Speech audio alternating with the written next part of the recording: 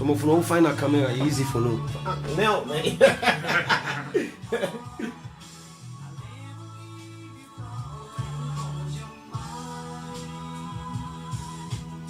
Right, so Kris.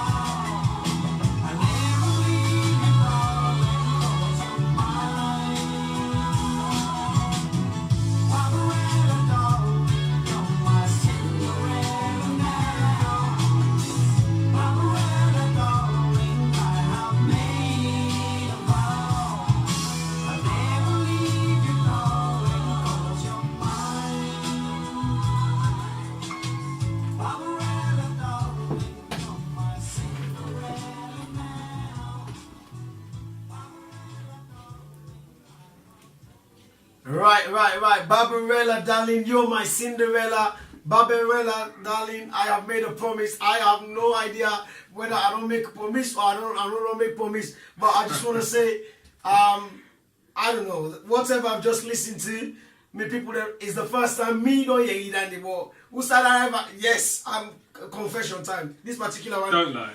Honestly, it's the first time I've had that. Even if I've had it on record, I probably didn't have the knowledge at the time. Fair dues. Yeah, you understand? Who's the owner or who's the artist to that song? So, but We're not going anymore. So I would say good evening, welcome to Diaspora Voices. It's the 3rd day of December. Definitely December. Oh my goodness, December the 3rd. That means we have 22 more days to Christmas.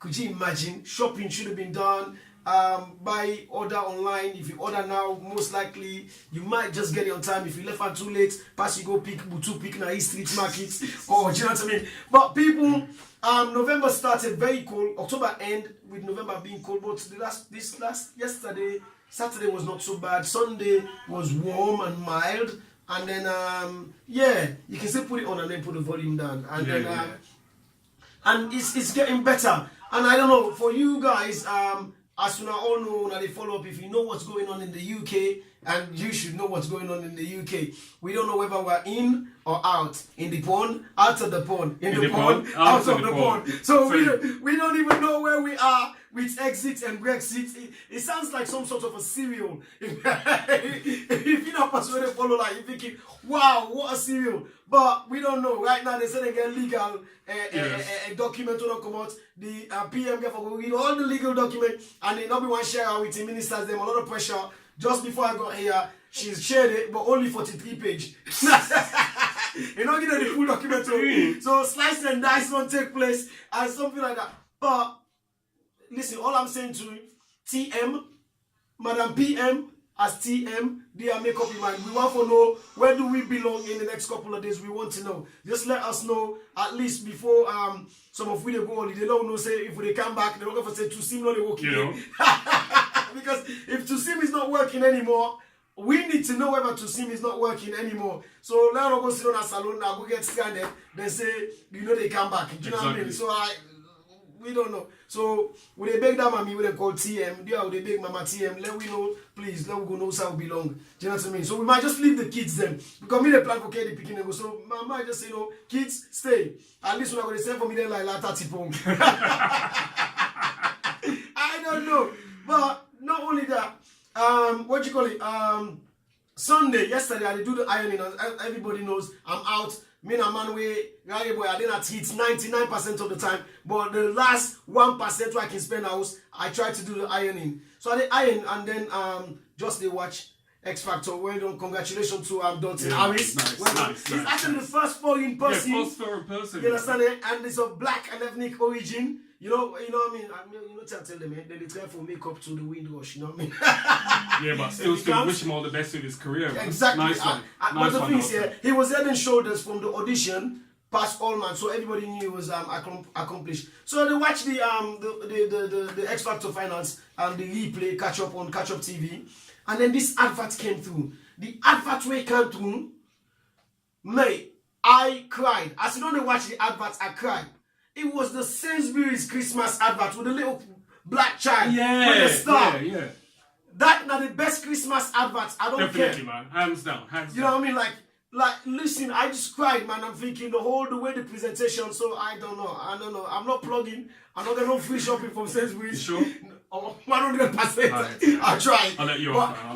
On this note, I'll just cut this part and go show the Sainsbury's manager. Say, did you see what I said on my show? Can I have a free shopping now? But the adverts, if anybody not see it, I encourage all the parents them. Go on social media, watch the full advert. Sainsbury's Christmas advert 2018. 2018. Yeah. It is amazing. Go on YouTube. It will definitely, rest assured, bring tears to your eyes. You know what I mean? But that's all I want for telling now. In terms of waiting to happen at Salon, blackout. I got no idea. I heard that the government don't begin its petrol price for all the NJC where they go. I heard that before they come, they said light was consistent. Apparently now they don't begin to blink the lights then. So like then just see the level they go buy petrol extra for top of them. You don't need that because if you do that, it's reverse psychology.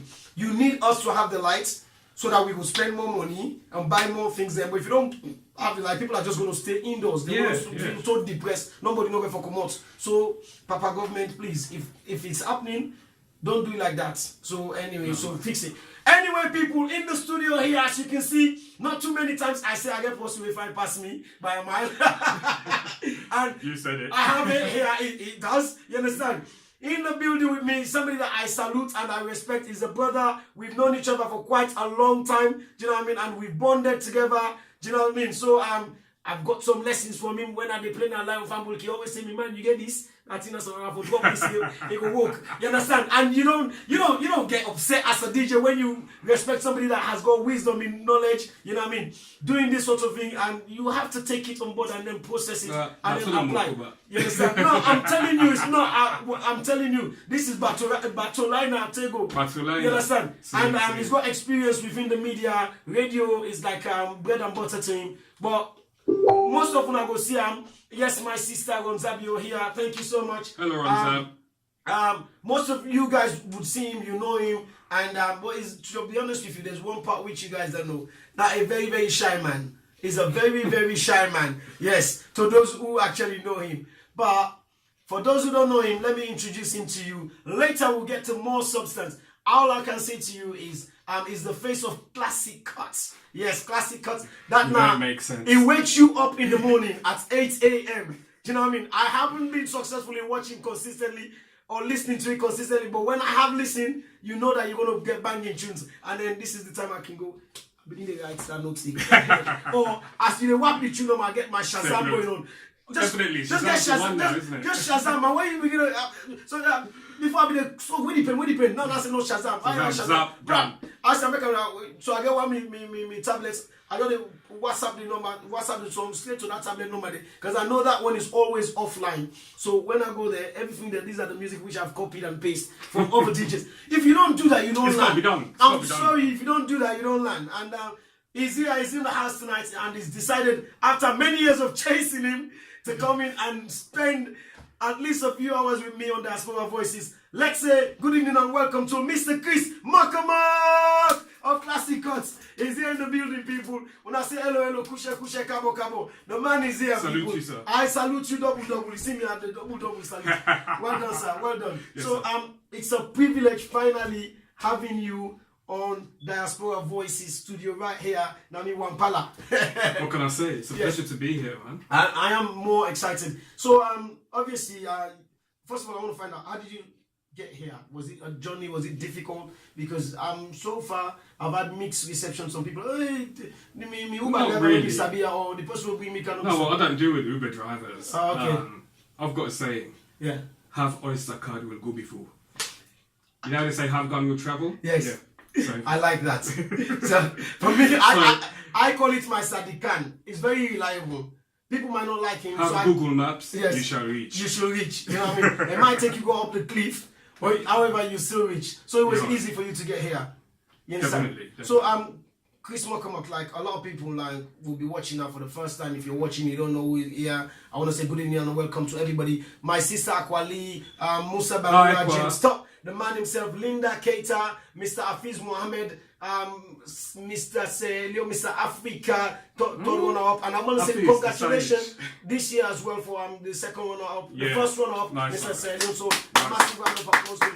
And also well done to the team, Aiswui and the co. Yeah, so definitely. you guys did an amazing job. Well done. Nim Content today. Good evening and welcome to the program. Abdul Karim Jallo, AKK. Now my schoolmates and they will go center was. Okay. I pull in lunch now, and Papa will get Photoshop. I be pulling one. It's in America now. So I want to say good evening and welcome to you, Mr. AKJ. Yes, sir. Ali Abubakar Yila.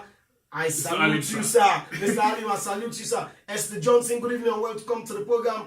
Ibrahim KD, good evening and welcome to Elizabeth Oot. Oh, this woman done so much for you know what I mean, for sickle cell. She's an amazing woman.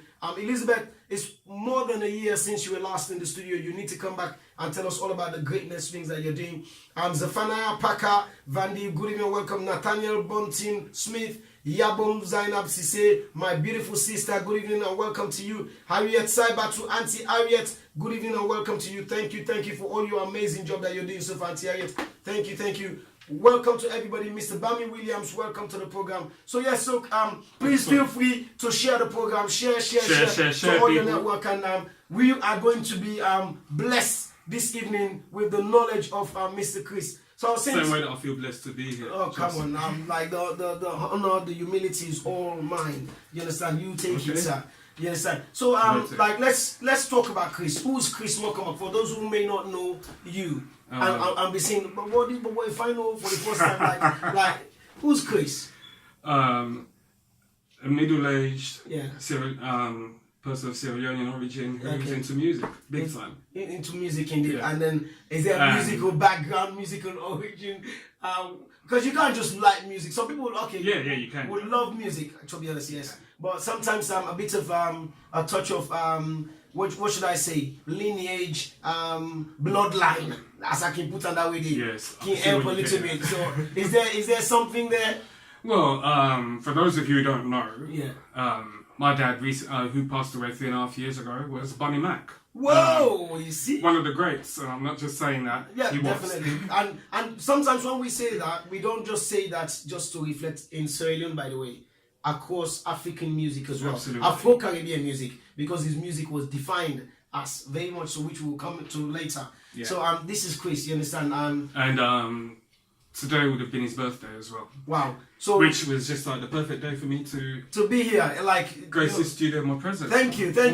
So obviously we send our salutes and our hearts going out to you can always share that happy birthday to even though it's, as you said, the physical being is not here, the soul, the spirits, we send our wishes and our birthday wishes to yourself, the family, mom, and the rest of the family as well. Thanks. Isn't it? So we wish him a happy birthday, and we hope that wherever he's happy, smiling on us, is it hit you with more new music from there that's coming through the, you know what I mean? Yeah. Maybe possibly the young generation, the MacCormack grandchildren and great grands to come. Well, my niece is actually a bit of a singer-songwriter kind of young lady. But, So it's something is working. there was an acoustic version of "Let Me Love You" that done the rounds on social media a few years ago, and that's her. Wow. It might be on my Facebook page, so I might have to repost it. I think you might have to go dig it and then push it out there. Let some of us jump on it. So obviously when you're a traveler, Am or I? you enjoy traveling, which is which? When I can. When you can. Yeah. Because Travel when I like obviously you've grown up here. This is your country, but you love Sierra Leone. Yeah. It's a little bit of the reverse, actually. Is it? I was born here, Yeah. grew up in Freetown, Okay. and then came here as an adult. As an adult. Yeah. So why? Because like that's the sort of like the psychology I'm thinking. Why you British bobo, English bobo, they can't go like salon, and what was the first thing when you were young that attracted you? Were you taken back on holiday? We were, yeah, Okay. we were in the early 80s. And, Okay. we decided to stay. And then you stayed, and then you loved Sierra Leone. So like you went school there, Yeah. primary and secondary school. Do you see yourself like looking at yourself, say, okay, I'm Kris MacCormack, I'm the son of I'm the legend himself. Never. You understand? Do you see yourself like that? Never, ever, ever. And those who know you, like when you walk into a place, do people say Kris, or do they say Bunny Mack in Peking? It's a bit of both now. It's a bit of Before both. it used to be Mr. Bunny Mack or something like that. You know? Yeah, and then and how does that make you feel? Sometimes like, is it too much, or sometimes is it like, can I just be my own person, please? It can be too much, but you still got to feel proud. Yeah. But yeah, you want to be your own person. You want to be your own And, person.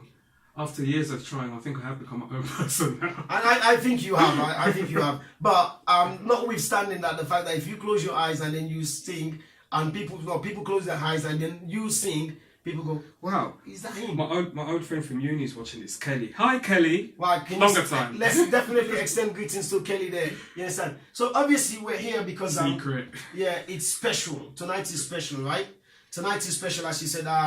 It would have been the great man himself, his birthday or his Earth Strong Day today, and no longer with us. But whilst he was on Earth, he blessed us with a lot of like quality music, and that's the catalogue itself is countless. People like us, we can't even put our fingers to it, and let's talk about that. I mean, like growing up, when you see your dad going into the studio, and then at what age did you start realizing that, or did you have the understanding that my dad is a singer or my dad is a star? What age were you? I think there was always the understanding because "Let Me Love You" came out. I was about 3 going 4 years old. Okay. And he always had his guitar out singing. There was always music being played in the house. Okay. There was always stuff like that. So I kind of had the idea. Yeah. He had a few songs out before "Let Me Love You." Yeah. One of them you might hear tonight. Okay. And, so the understanding was always there. Really. Yeah. So and you were young, and then the understanding was there that he was Your dad was a musician. Salute. Yes, 100%. That was a musician. And then, when did it hit you that that is a superstar?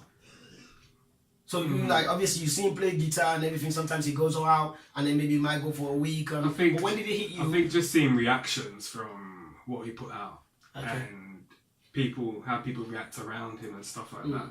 But yeah, that's definitely like say for example, obviously I don't know you at the time, but were you like in Sierra Leone going to school in Sierra Leone and then like you did waka or you're driving home, people are driving you home, you have a driver taking you home, and then they pata you go to the radio station there at SLBS TV or SLBS radio hitting all the big music they say, and then people go, that's his son. Did you get those moments happen to you and your siblings? Sometimes. Yeah. But me and my siblings have always decided to actually be our own people. Okay. There's never been that whole "do you know who I am" kind of thing with us. So never puffing up the chest. We're far too modest a family. No, it's true. I have to be honest. I have to agree with you on that. So we come to the music, and then he's made, like I said, a lot of catalogues of music and everything, and he's no longer with us.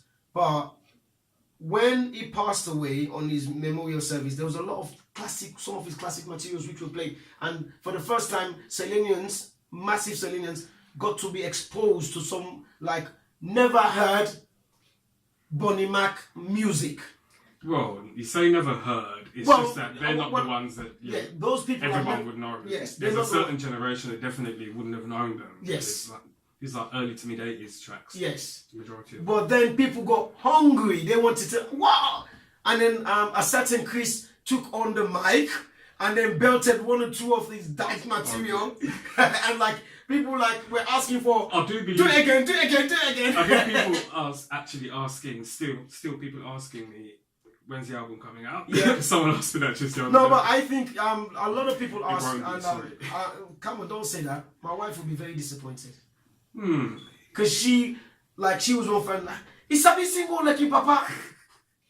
And then I got worried. I can sing. I went straight and bought me a boxing gloves when she said that. Really? Yeah, I said, Right. you know what? No, but as she said, some people of a certain generation may have not had what they had on that day or in that evening. Because the obvious tracks that everyone knows, "Let Me Love You," yes, "I Really Love You," yeah, Silver Spoon, you know what I mean? And then Angel in Disguise, yes, that kind of thing. But obviously there was more to him than that. There was more to him than that. You understand? Those are like what circulated into the common market, so to speak. But when we had the rest of the stuff which was being played and people wanted more, and then was there where the inspiration came from that you wanted to do more, or you wanted to go back, dig your dad's archive and said, I want to do more with my dad's material? Well, a lot of those songs, bar the one or two that we mentioned earlier, have not been available digitally since they were recorded way back in the day. Okay. And when he did pass away, people kept asking me, where can we get his songs? Are they available to download or stream or whatever? Well, there's a few of them that you can get if you watch them on YouTube. Yes. But again, really bad quality. You're still limited. It's really bad quality as well. And obviously we do feel that his back catalogue should be represented because, I mean, he's one of the greats. He's one of the greats. He is one of the greats. So what we've done now is we're actually on the way to completing the project of remastering all the old tracks and making them available for downloading and streaming via the usual platforms like Amazon, Spotify, iTunes, you name it. Wow. We're kind of halfway through it at the moment. I've been doing a few bits and pieces with the champ, Mr. Collins Pratt. Yes. They do Another great. Definitely. Yeah. And a close friend of my dad as well. Right.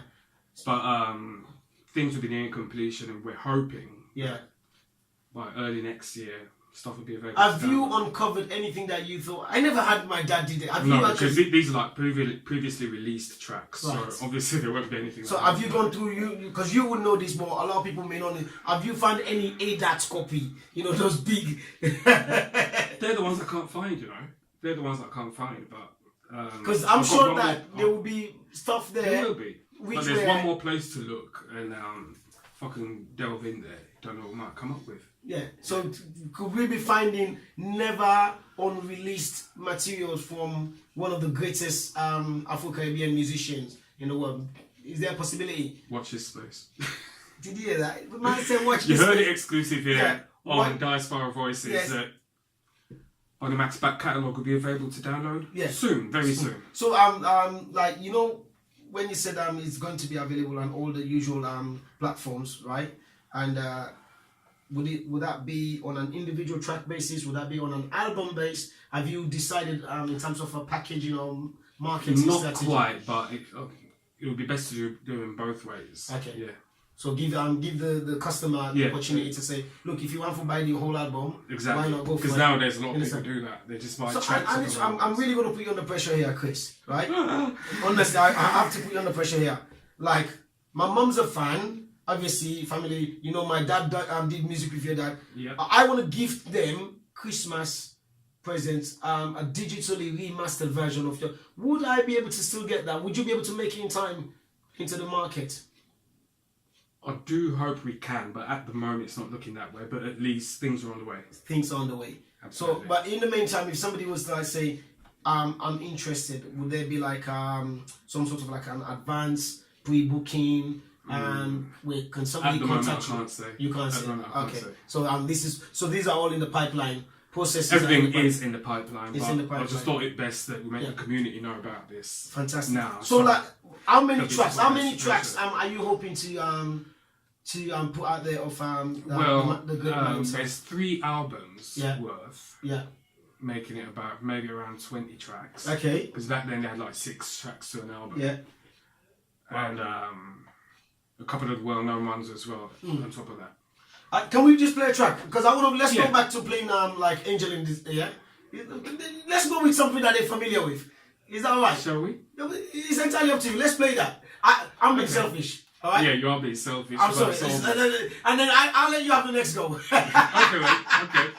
Well, I'm being selfish because me like this track, so there's a conscious bias. And it's everyone's favourite track. And it's one that I'm really, really proud of. Yeah. At the start of this word Barbarella, and even as a kid I thought to myself, can my dad top that? And then Angel in Disguise came out. And it's like, whoa. So, do you think?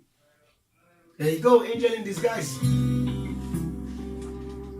And this, if you can talk us through the like the quality is completely, because when we had it on 3 years ago, when you sort of like did a rendition to it, you could hear the needles, the 45 needles, and now you like.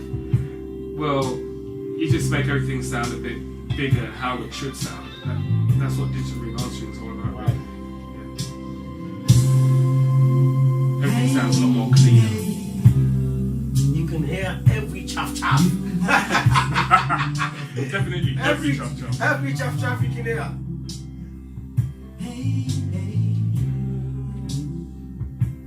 You have made my life complete. You can do no wrong.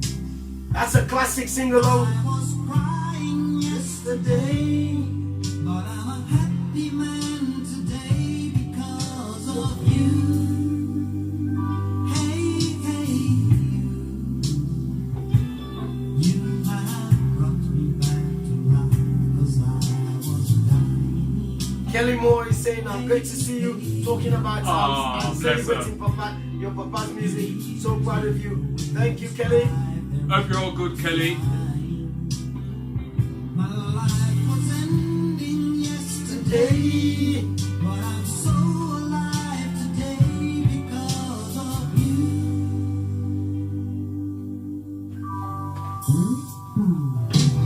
You're an angel in disguise, love is written in your eyes. You have made me realize what love should be. What has made me laugh over the years?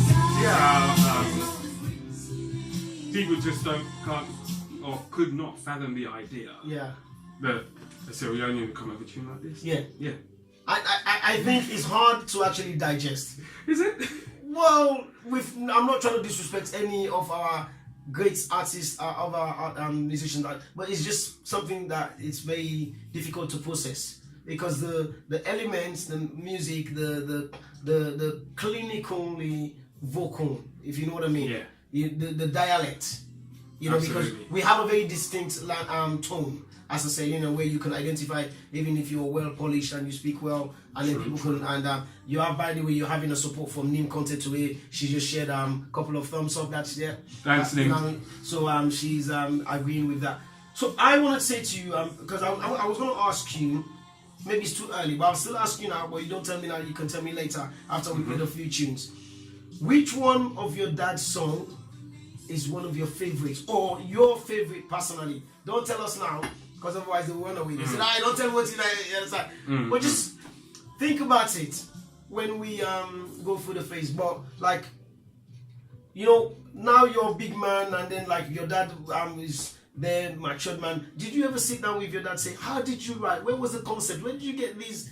What was the inspiration behind your dad writing such wonderful?" Because everybody knows, because my stepdad has always told me that your dad is probably one of the greatest Sierra writers, because he writes, and he writes very well, and he's written music for so many other people. Did you have conversations with him? Occasionally, I did. Yeah. And, Occasionally. does he fess up and say, "You know what?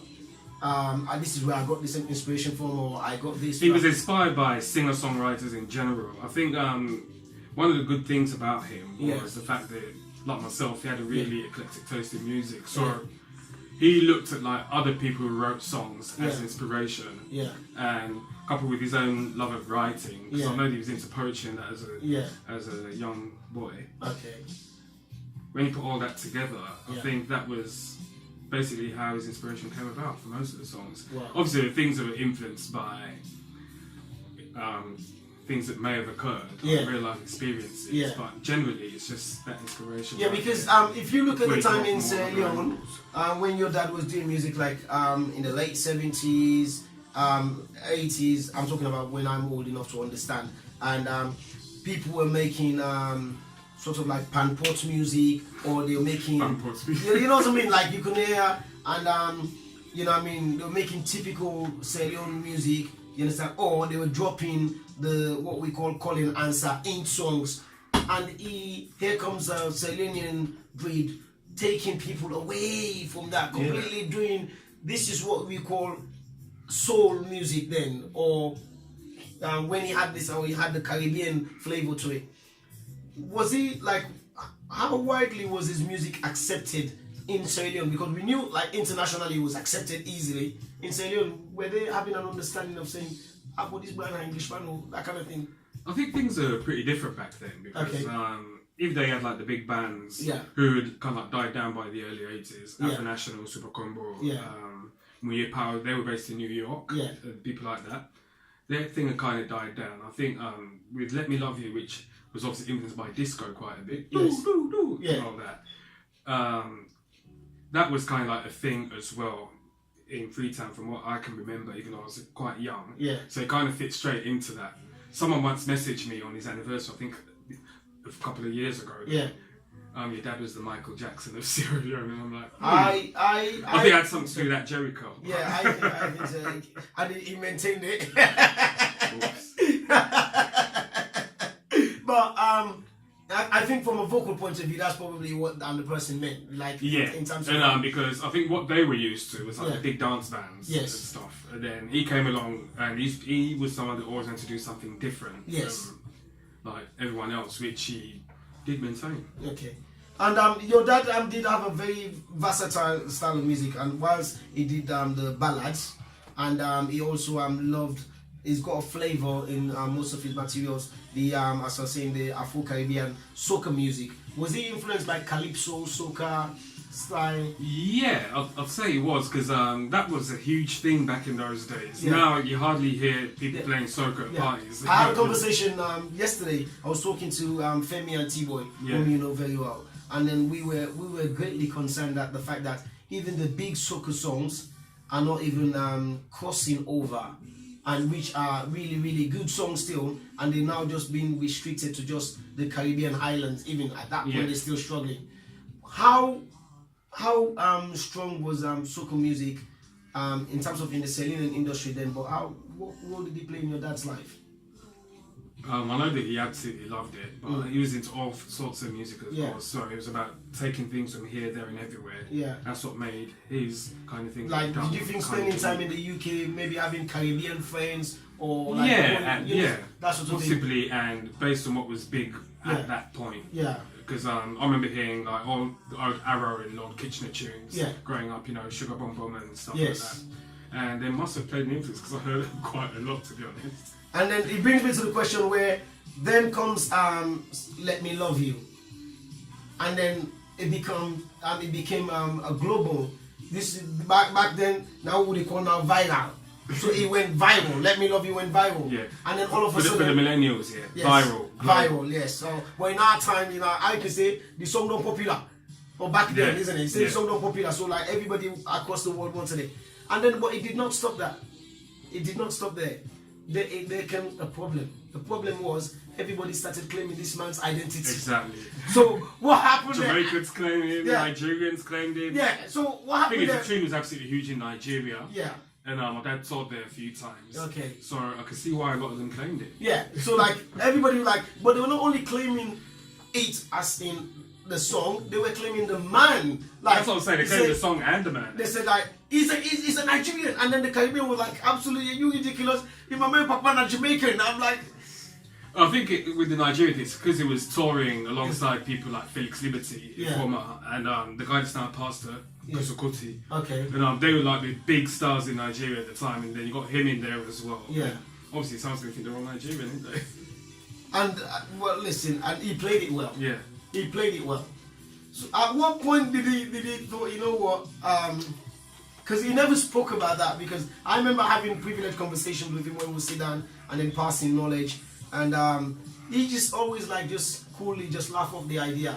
Why do you think he did that? Did you think he enjoyed the wrestling match of nations trying to saying this man is my son, this man is my son, he's one of us? It was a laugh, to be honest. So all you could do is just sit back and relax. And so let them do their thing. Let them do their thing. Let them do their thing. Mr. Papworth, yeah man, but also yeah man. Yes, definitely. These are all like my friends from uni. That's how it should be. That's like, listen, let's play one more music, and I'll let you have a go this time from the digitally remastered album, which is come on. And by the way, have you thought of a name? No, so basically it's going to be the original albums remastered, as opposed to like a whole album of like. Wow! So you're going to work through the albums. Yeah, it's going to be because there's 3 albums worth. So right. And then so you're going to remaster all those 3 albums worth. Yeah. Plus the ADAT copy that you're going to find through the archive. Well, when I find it, I'll let you know. Yeah, say watching this space. Hey. Alright, so what tune are we going to? Well, I'll let you have a go and see what tune do you want to play next.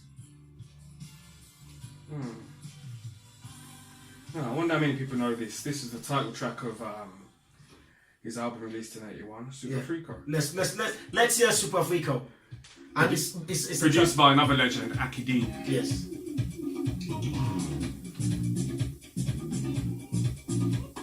We really need to find out what happened. These are like, you know, again, without disrespecting, you can't call this a Syrian music, or really? Can you? I don't know. It depends on what you call Syrian music, as in what. And this is something that we'll discuss later. Yeah. You mean as in tracks for the dance floor, whatever, yes. like. No, it's elements. Oh, the elements, yeah, because there's various elements within. Yes. It's not just straightforward. Like I said, it's absolutely. You don't have that too back. Where you go say that battalion. Yes. Yeah, still with us. This also has elements of "Let Me Love You." Hear that little melody in the background.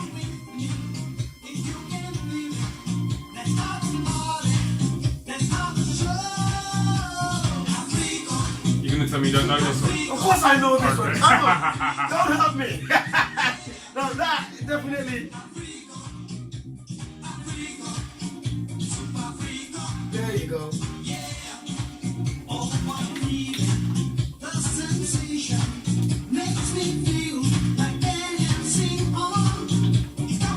Alright people, if you're loving the song, please give us some love.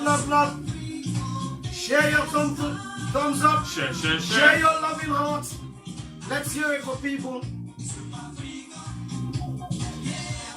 That's the legendary Mr. Bunny Mack.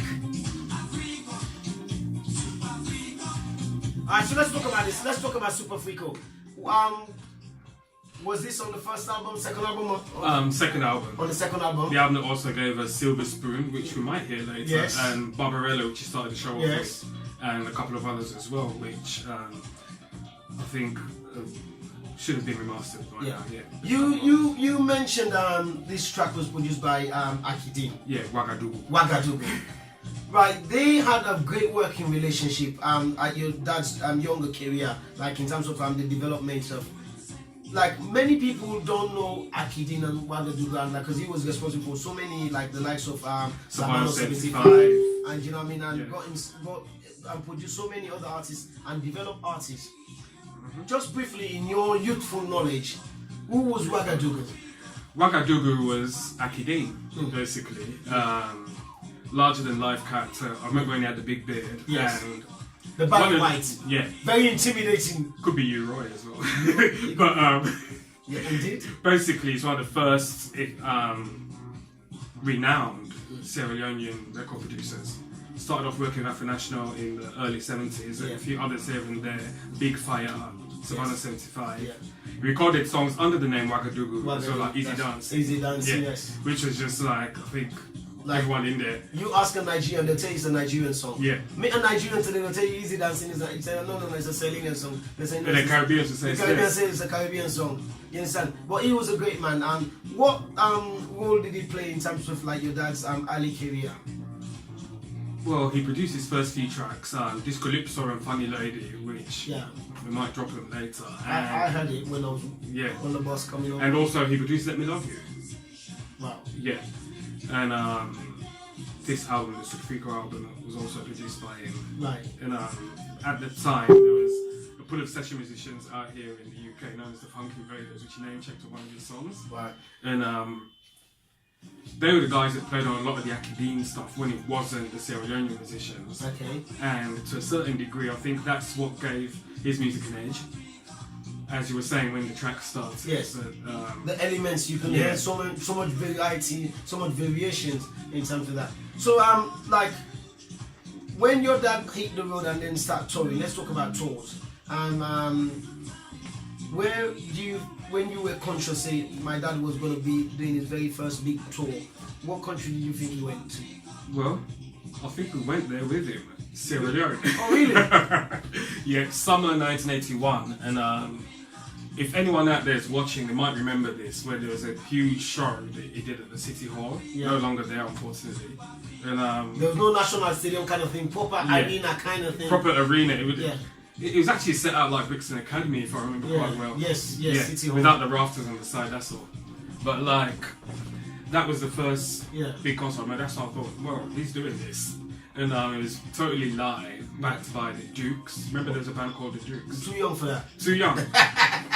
I'll give you one. Will do. They back. This was in the age of like Alan and them, the Valji brothers. And all, they had all that going on, but he was like top of the bill. And like, that's the first time I remember him like doing his thing. Not long after I toured Nigeria, and I think my first ever time on stage was at the City Hall concert. Okay. Yeah. And then he dragged you up there. I know that we kind of went up there at the end. I'm not dreaming this. I'm sure. Maybe my sister's not confirming. Yeah, it's incredible to see the journey. So let's listen to another song. Let's listen to another song, Kris. Let's listen to another song. Let's listen to another song. Yeah. I've got the other section there. So okay, let's go for this. We should go back in it. Yeah. This is a song that you wrote for the Ghanaian guy who was working with Akidin, Teddy Davis. Okay. And Teddy Davis recorded his version, and a couple of years later he done his. Okay. And the song is Disco Africa. Disco Africa. Featuring King Masco on shouting duties in the back, because there's like a party kind of vibe to the track. See. And a few other people. It's a question I'm going to ask about, like, the man... Do you want to start the track again and listen carefully to hear King Masco's voice? Yeah. Listen.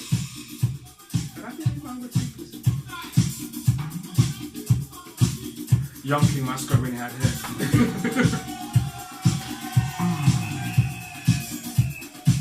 like that. I like that. I mean, there's a correct me if I'm wrong. There's a disco. There's a kind of calypso. Folk. Yeah, which is why they call it the term disco calypso, because it's a disco and calypso. And he made a song in tribute to it.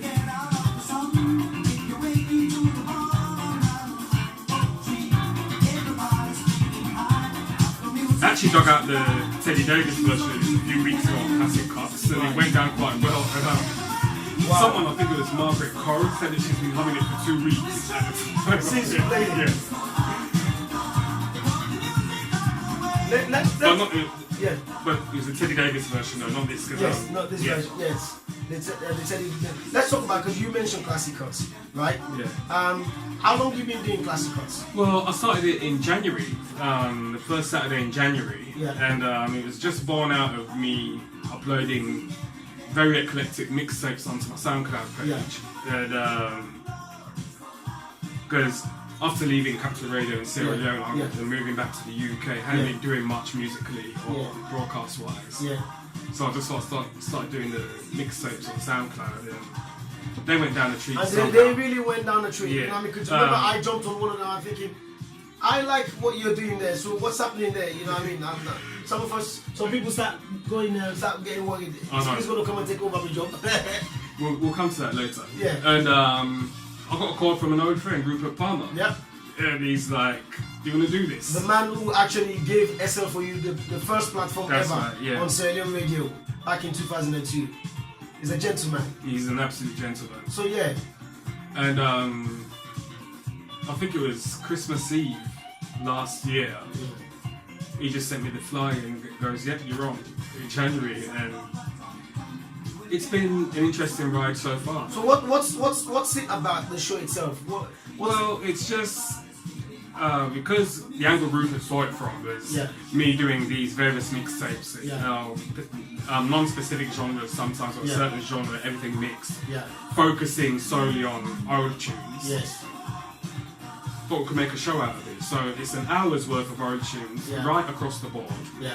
And the occasional shout out thrown in because it's got listeners now. And that's all it is. No frills to it whatsoever. Just it's about the music. But he's kicked off very, very well. He's got a very strong fan base, and people are hungry for. Do you ever see yourself doing like Classic Cuts live? I've been thinking about it. I really have, and a lot of people have approached me in the past few months saying, "When are you doing an event?" And I was at an event the other night where I saw you. Yes. And like when I walked in, someone said to me, "Are you playing tonight?" Yeah. I started getting that now, so it might happen. Because it might happen. That's what it is. Because sometimes it's not about because first of all, you know music. Then you can DJ. It's not that you choose not to DJ, and that's something that we need to make very clear that you chose not to be like one of us mentioned, but because you can DJ. So well done for that. But the pressure is not there, the interest is there, and there is a market because obviously there are people out there, the big people, music and that kind of thing. Is this something that you've got to thinking? Okay, in 2018, I delivered from January the 1st to January. We've done it behind closed doors. Why not? We're back here again. You understand? We can we do this? Can I do this? Maybe I would say, you know what, DJ Little, your next party that you've got, I'm gonna come in and jump on. That sort of thing. Is that something? It's something that I've been thinking about in the last couple of months, definitely. That would be the next step. I think you should. Personally, I think you should. I want to talk to you about. We will come back to visiting the album. I want to talk about Sierra Leone music today. Yep. And obviously, you still follow Sierra Leone music. You follow the musicians that are, and based on what you've heard, and obviously we've just heard from your dad. But that's the kind of music that was trending, that kind of thing. Like if you look at the genre, as you mentioned, we mentioned the Super Combos, the Sabano 75s, and all of these classics groups or artists that were doing things. Sierra Leone music had recognition internationally, or I should say globally, and it's then sort of like fade away. First of all, before we even discuss what's happening now, what happened? Where did we lose it? I wouldn't say it's a tough one, but you see, it's kind of strange how it's all happened, because in the days of like my dad and them, we had literally no recording facilities in Sierra Leone in those days. Everyone from Super Combo to the rest of them to my dad, everyone recorded either in the UK or the US. I see. Yeah. So they fly you over, or the groups? Or the groups who had management that would fly them over, whatever. All those tracks, you know, Sondra and everything, they were all recorded abroad. And I don't think people realise that. So maybe the way stuff was marketed and distributed may have made a difference because of what markets they were going into. Now, with nowadays, with the Sierra Leone music industry, there's a lot of great stuff out there that I've heard and I follow and everything. There's a lot of fabulous stuff. The new LXG track, Money Balu, it's going to be the one for December. I think it's just a religiously sick song. I don't care because the song. I like that, religiously sick. True. It is, because when I heard it, I jumped on it and I just started sharing it. But what I don't get, you got great stuff coming out each and every time. I get stuff sent to me always. Yeah. Is why is the industry in just such a sort of standstill point? Even though there's been a lot of big things happening this year. Yes, over with the there. EcoFest and all EcoFest and all that. So you see, Kabaka has done very well trying to bring in the... So things are starting to happen, but there's been a lull for quite some time. I think the period where the industry should have just took off like a rocket, we missed that bit, and that was, I'd say, 13 years ago. Yeah. When you had... the Pupabaja, Jungle Leaders, Emerson had just come out with the first album. People like Vida, the Dry elements. Dry.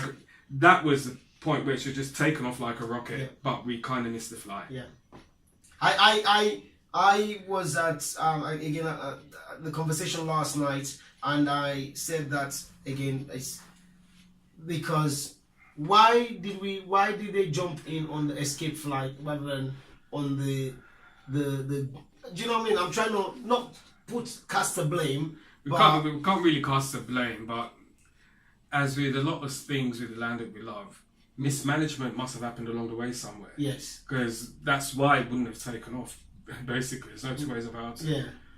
And then there came a vacuum because there was nobody to come in and fill the massive boot size of what Joyad Crew had just walked out of. Because like, you know, when you listen, Angel, My Love, you know what I mean? Not so because I don't let you, my Binti. And like, these are the kind of things, these are the times when I thought, and at the time, I was just beginning to get seasoned. Just leaving my uncle's wings and starting to stand on my... And I remember your dad meeting me in one of those parties. I said, "Them boy in the try." Yeah, because he loved Dry Crew. He really loved. And like, because I know he said, "Them boy in the..." Like, when somebody like him of his status coming and identifying and single out artists like that, you're thinking, well, we're going places. Yeah. And then the vacuum created, and then we lost it.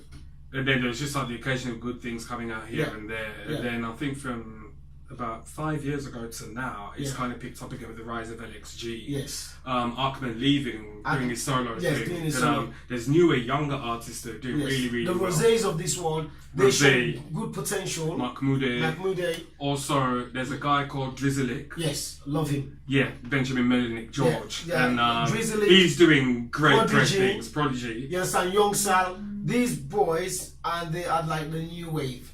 And because they are... now I'm going to take liberty. Now, do you think literacy played a factor as in why we lost it then? Because with the new people that are here now, they are literate. Then I think it did. So I'm trying to say, because those people that came in and saw the opportunity that was presented to Papa Baja and Bawa Society, the Dry Coast, they thought, okay, if I do this, I can get myself a visa to coming out of this country. If you see what I mean. Yeah. And then they came into it with the wrong notion. Absolutely. Now you have the Drizzlicks who are the literates, they are collegiates, they've been out there, they're educated, and then they're doing music because they're doing music which is intelligent. Yes, there's quite introspective artists. I've hung out with Drizzlick a couple of times. He even asked me to be in one of his videos, but things didn't happen. Yeah. So he's quite an introspective artist because I think they're moving forward as in we're artists as opposed to just making tunes for the dance, which is where the concentration might have been lost along the way for the industry. I agree. because there's also artists like Fantasy Wiz. Fantasy Wiz, yeah. She does her traditional folk thing. Yeah. And obviously there's a bit of shik in there. But Yeah. she's a different kind of artist. Yeah. And you're getting more of these people coming up now, which is great. Yes, because you can see with Fantasy Wiz, you know our identity. Straight away, you know this is I what's can spot them locks a mile off, man.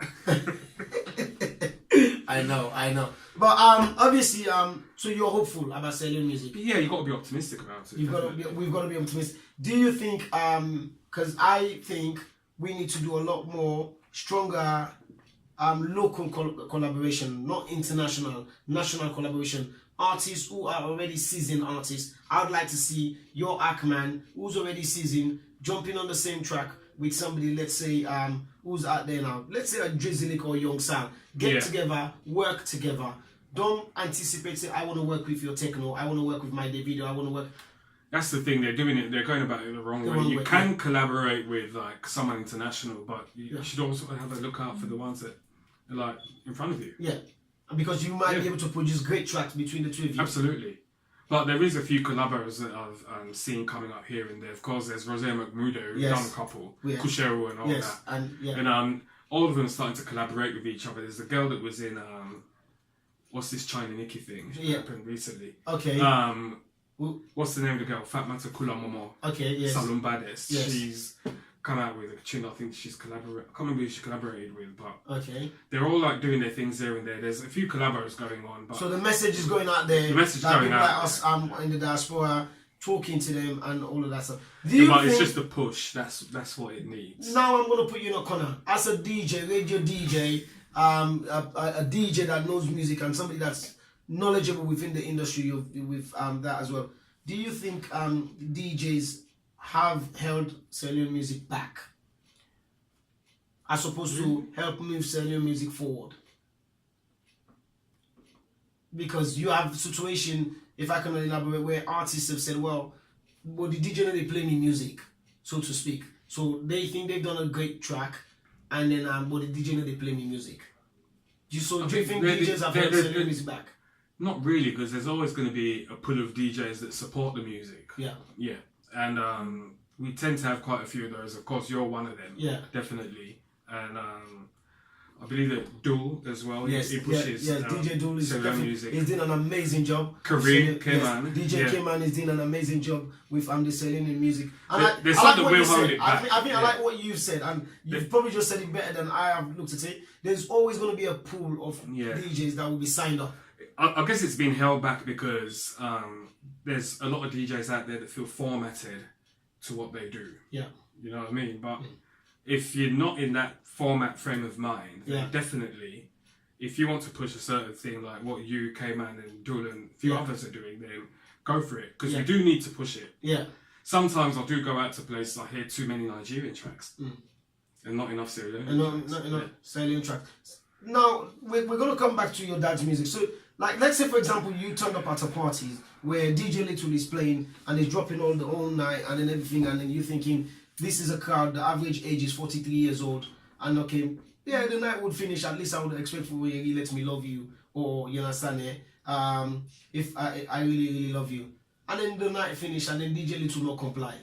Does that hurt you? Not really. Honestly? Not quite, no. It doesn't hurt you? It doesn't. So like, okay, it's by choice. It's not DJ Little anymore. So it's another DJ, any other DJ. No matter what DJ it is, it wouldn't bother me at all. Not at all. So because it's fading out, or DJs are not signing up, or DJs are a little bit apprehensive or a little bit intimidated to not to go there, so to speak. We were at one of the bigger functions on Friday night, and none of the biggest big songs, which was supposed to be represented on the night, not casting any blame, was not represented.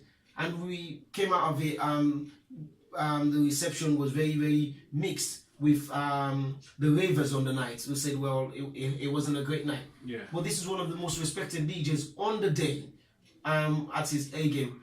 Do you think that people are being magnetized by what is trending, the chewing gum music now? Oh, absolutely. Absolutely, definitely.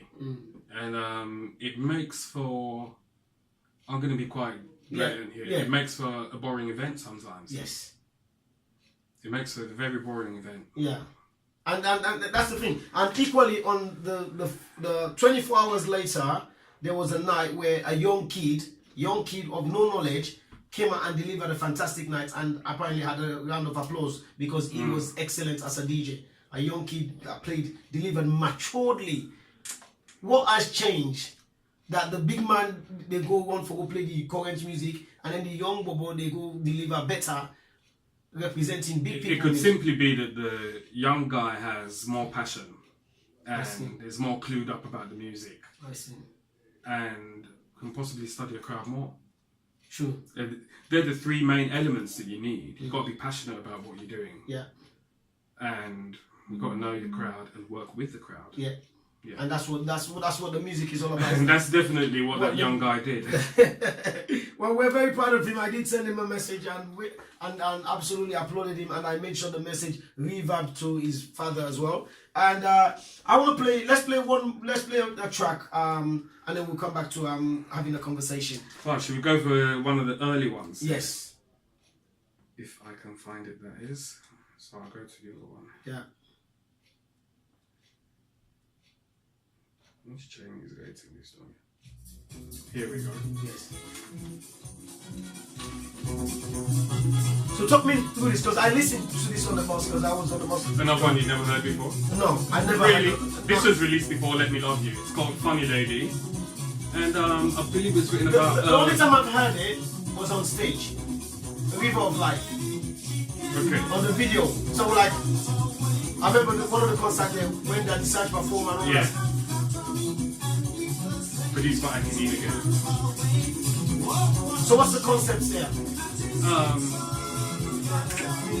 The concept is basically, it's about the lady of the night, obviously. If you listen to the lyrics carefully, you see exactly what it's getting at.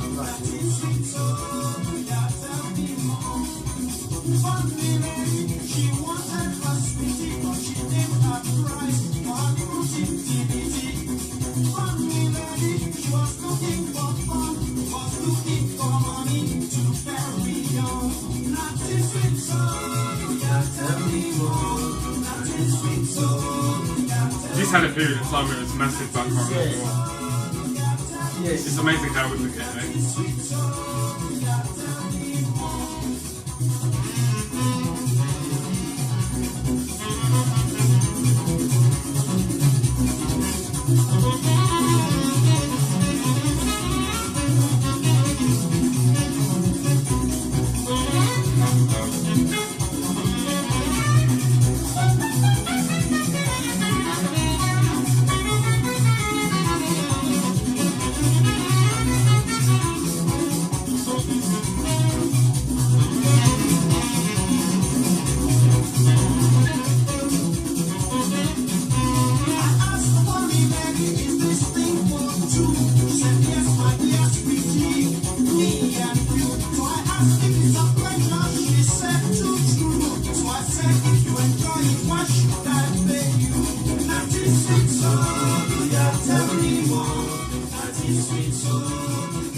So you're saying this was about the lady? No, some lady of the night. I was trying to actually be quite Yes. civil here. Yes. It's a family show. Yes.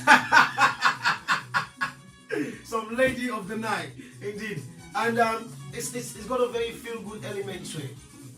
Like, you know, there are times when you have an artist, you say, okay, this artist is a ballad artist, deliver albums, but your dad had a variety, had versatility. He didn't want to be pigeonholed. He didn't do pigeonholing. I don't think you can pigeonhole. He was certainly the Michael Jackson. I'm seriously, because like if Michael Jackson said my first 4 tracks in my album are going to be ballad, it's going to be ballad, and then the remaining 8 tracks are going to be up tempo, and he's going to deliver that, and that's the kind of sound that your dad produced. Did you think he enjoyed doing that? Yeah, definitely. Definitely. Did that appeal to his audience base? Like, is that why he had such a massive audience internationally as well? Because he was able to appeal to say, you know what, if you're not person with like slow or soul and ballad, I've got that in my pocket, loads of it. If you're somebody that's feeling the club, I can deliver in the club. Exactly, you could deliver on both ends. Yeah, but like, why we only talk about the 4 main tracks. We talk about the Let Me Love You. We talk about the I Really Love You. I Really Love You, Silver Angel in Spoon, Disguise. Angel in Disguise. Why do we talk about those four? And tonight we've not even gone there, but yet we've been blessed with loads of materials. I suppose they're the main four that struck a chord with people, especially like back home. Definitely, they're the four that I know absolutely struck a chord with people. Yeah. So, like, one of the key things as well, I have to give him at a later part, like when the music has retired but not tired, and he enjoyed going out to shows and performing. He's somebody that would go in and he would give even the smallest or the local parties, and like once you approach him, once you give him that time, because he was a working man and he's committed to the family. But if somebody give him enough notice and say, Uncle Bonnie, I want they can play for me, he will come in, irrespective of how small the party, whether it's a 1-year-old birthday party, he will play. Why did you think he felt like he can pass on that good vibes and that talent pool to so many generations? He just loved it. And in the last, say, 15 years, there's a new generation that warmed to his music. So he just loved it. One of the key things that also that happened, he also collaborated. As you said, there's a new generation. What's this young Nigerian boy called? Moloko. That's it. Moloko. I was in my house one day, and I think my younger brothers and my son, they were young at the time, so they phoned, and then we had Moloko don't collaborate with Bunny Mack. You would not think that would be reality. But what I'm not saying it's impossible, but you don't think that it will become reality. How did that manifest itself? I was in Freetown at the time. This is when I was at Capital Radio. Yeah. And I heard about the thing about to happen. Yeah. And basically that was it. They met up, collaborated, done the video as well. If you see the video for it, yes, I saw the video when he played the dad, the intimidating dad. Like, but here's your father. I think it was one of the last things he did really before certain things happened. Right. This was your father willing to do something for a completely generation that is about 3 or 4 4 decades. Not within born when his music was seasoned, but yet still, and he thought, you know what? Why did you not? What can you say about Selenian artists who did not grab that opportunity? Because that's one of my biggest frustration. I don't think young Selenian artists seize the opportunity and are seizing it. Because I always say to Selenian artists, especially those who are flying here, I said, look, we get King Masco, we get Collins, you know what I mean? We got Abdul TJ, and sometimes I go as fast as I've got my stepdad. I have the key to him. You come and make me. Why are they not taking this opportunity? When we see the Nigerian artists, the Ghanaian artists, the Nigerian and Ghanaian artists, they're going after. They're chasing the King Sonia. They're chasing the Sonia Okosuns of this world. They want Femi Kuti and all them. They want to go after these guys to say, Papa, come. I don't know what it is with our artists. It's like maybe they just think that they could just stand off and do things their way, or maybe they're not that much informed. I think the latter, which you said. Yeah, the latter, definitely. I think the latter. I've got a funny story about a very well-known Sierra Leonean artist who I'm not going to name here. Yeah. And it was his first time in the UK. Yeah. And he was on a show with my dad and a few other artists at the time. So introductions had been made, and his face just did a blank when he got introduced to him. He's like, "Well, you never heard of him? He sang this and that," and I think like a couple of lines of song. He's like, "Oh, really? I'm not going to sound Saloma sing their music." I will not be surprised. I will not be surprised. And I bet you this was a seasoned artist at the time, the young man. The biggest artist of that time. Like I said, I'm not going to name Yes. It's frustrating, isn't it? It is. And to the point that which it's sad. And I have done this numerous of times where I have gone to the point where I beg. Like I'm begging. I said, you have to, because if you want to take your star to superstardom, go and tap into the resource which you have. Absolutely. And I think, which you said, because I think a lot of our artists are not au fait, they're not exposed, and they don't have the knowledge of music of yesteryears. And that's the reason. Let's just fast forward to what LXG did with Mama Balloon. The first question I wanted to ask myself, I said, how does this young boy, Nigga Don, knew about the great Sylvester Williams in track first of all, and the spin they've put on that track. I don't know whether the man himself has heard about it, has heard the song, but I said to my stepdad, I said, you get for send this to Iborale, yeah. Absolutely. Because I think he will be proud of it. But then there had been occasions where collaboration, tributes have been paid to other songs which have not worked well. King Masco's song was done by one of Sierra artists here, and she failed to utilize King Masco. King Masco was not even informed about saying you're going to do that. If the artist is leaving, I think they are alive. I think you have to go out of your way to try and reach out, isn't it? And say, Papa or Mama, I want to pay tribute to your song. I just think that the new breed need to be informed, and they need to know what's what. They just need to be educated about. Is that something that you would like to do? I do impart my knowledge as and where I can to some of the young bloods. Yeah. So when you were on Capital Radio, let's just tap into that. Controversy. Go on, ask the question. Yeah, when you were on Capital Radio, and obviously you were one of the household presenters there, a well-known name, people were tuning in to listen to your program. What did you say to artists, aspiring artists or artists that were coming in through to the platform and say, look, I think this would make you great? What did you say to them or their management, if they had any? Well, that's why I said controversy at the start. Because, as you know, Capital Radio is a commercial pop radio station, like the one out here. Yeah.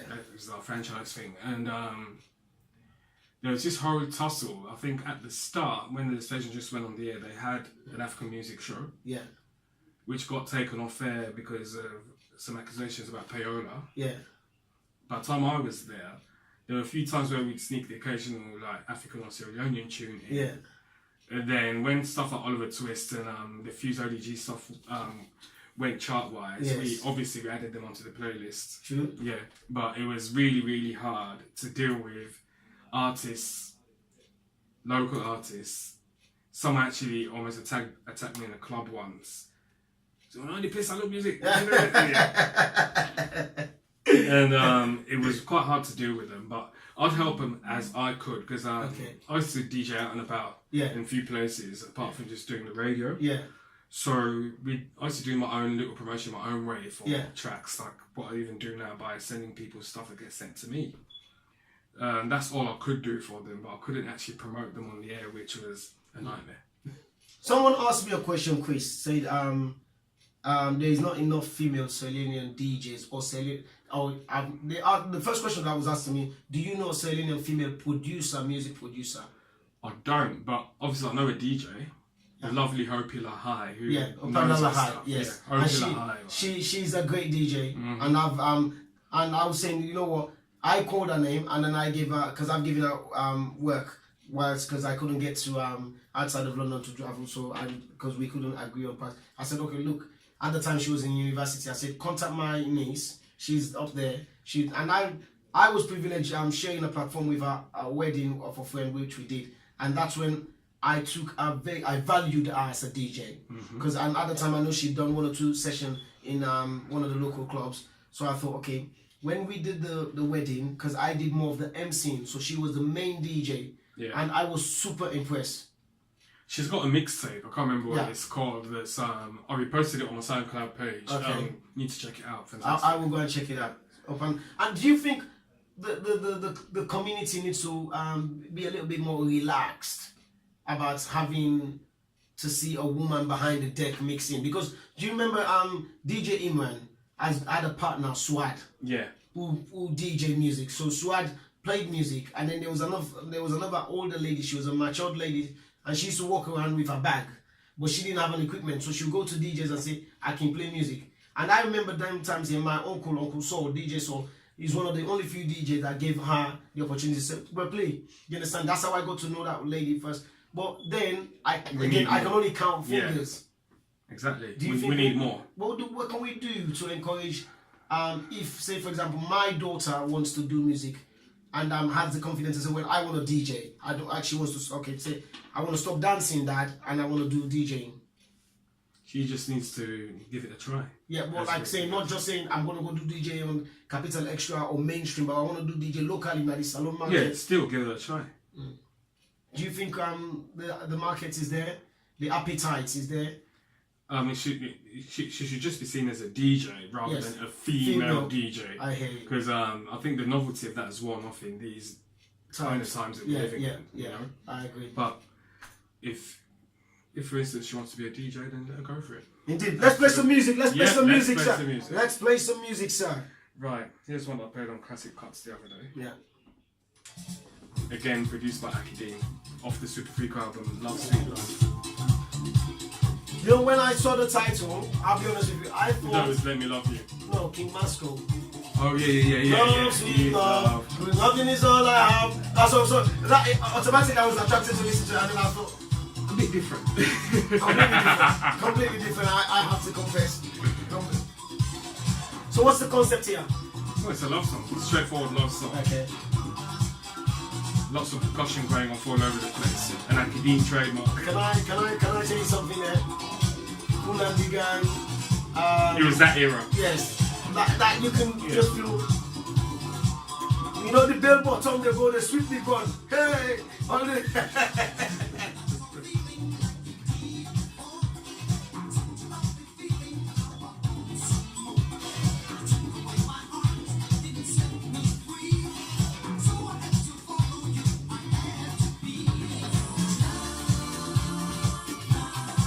This is something that you can play in any contemporary nightclub. Yeah. You understand? Or any mature function, and you have no issues. Yes, Fizz. I've never heard this music. What one? All of them.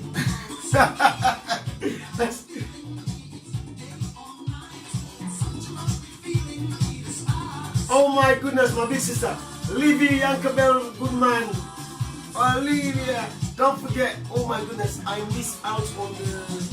Yesterday was the Voices of Africa, isn't it? Yeah, it was. Oh my goodness. It was a bit of a mad weekend, so I didn't make it. Oh my goodness. I left my house about 2 yesterday. Hi, Jeannie. Yes, and I wasn't back till about... Apologies, big sis. I missed... Oh my goodness. Christabel, Mama, from... You got everybody watching. Everyone. Sidiki Kabo. T-Gongs. Definitely. Margaret Cohen is nostalgia herself. Okay. She's on. Is she on? Yeah. Oh my goodness. Auntie Maggie. Let's say hello to Auntie Maggie. And hello, Auntie Maggie. Hello. I don't know why she took nostalgia to say your exclusive.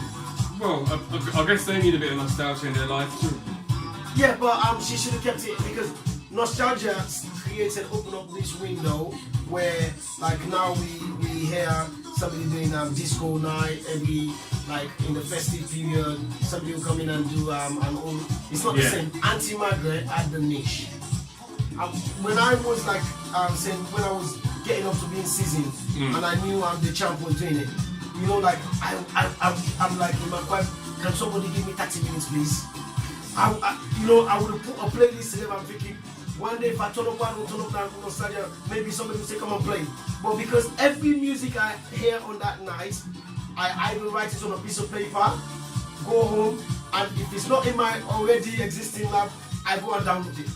Because you know you don't hear the same music twice. That's what it's about. But you're not getting that now. So people are selling Big People Night, and then... Yeah. I'm glad you brought that up because... People are saying, we're doing Big People Night. Now, for anyone that knows me, I'm quite a strict individual. No, you are. Discipline. Yeah. That cool kind of strict. Yes. But like, if you're going to be doing a night dedicated to... A themed night. A themed night. Yeah. Dedicated to a particular genre of music. Yeah. Guys, we need to stick to it. Yeah. And I think, is this the pressure? And I need to ask you this, you understand? Is this a pressure from the promoter? Is it a pressure from the ravers? Or is it the DJ not strong enough within that genre? Who has taken... Or who it's has a combination of all three. Right. It's a combination of all three.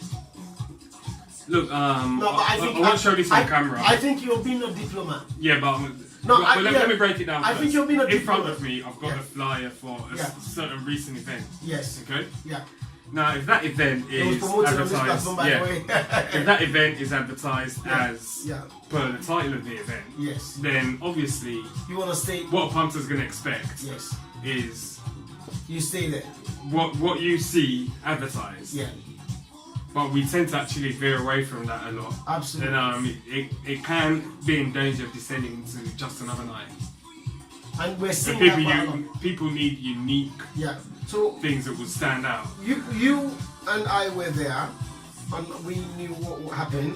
Like 2 weeks earlier, or I think a week earlier, on the Friday night in one of Sierra Leone's only 2 nightclubs that we've got. Yeah, Right. them two. Yes, them two. We were in one. You understand, the most local one, and it was supposed to be a theme night, which says old school, and thank you. Yeah, that one. The I night- was in the US for that. Okay, the entire night there was not one music that was played that was in 1980 era. Not one. I saw a live video in Blackstreet, No Diggity was playing, and then that must have been when Tabs was DJ, because I know he loves that. Yeah, track. that's 1990. No, it's 1996. You understand? 96. So That's the oldest track I've heard. Yeah. Like, on I live was there basis, till about so. 2:30, Chris, and I walked away because I was inundated with the same African music with 2 DJs competing to size each other. You understand? But again, as you said, the theme night, people are losing focus. And but with what you've said, I will go with it. I think it's a catalogue of everything. But Yeah. what can we do to improve it, Chris, based on your knowledge? People just need to work harder at delivering. You know? Well, People just need Sometimes to it's work not hard. the DJ. Yeah, I'm being a little that's bit what I defensive said. towards the DJ. That's what I said. It's a combination of all three. Yes, sir. 'Cause Sometimes you the can't DJ blame the really wants to DJs. deliver. Yeah, But if the- under if the pressure from the promoter- crowd and the promoters. That's why I said it's a combination of all three. You see.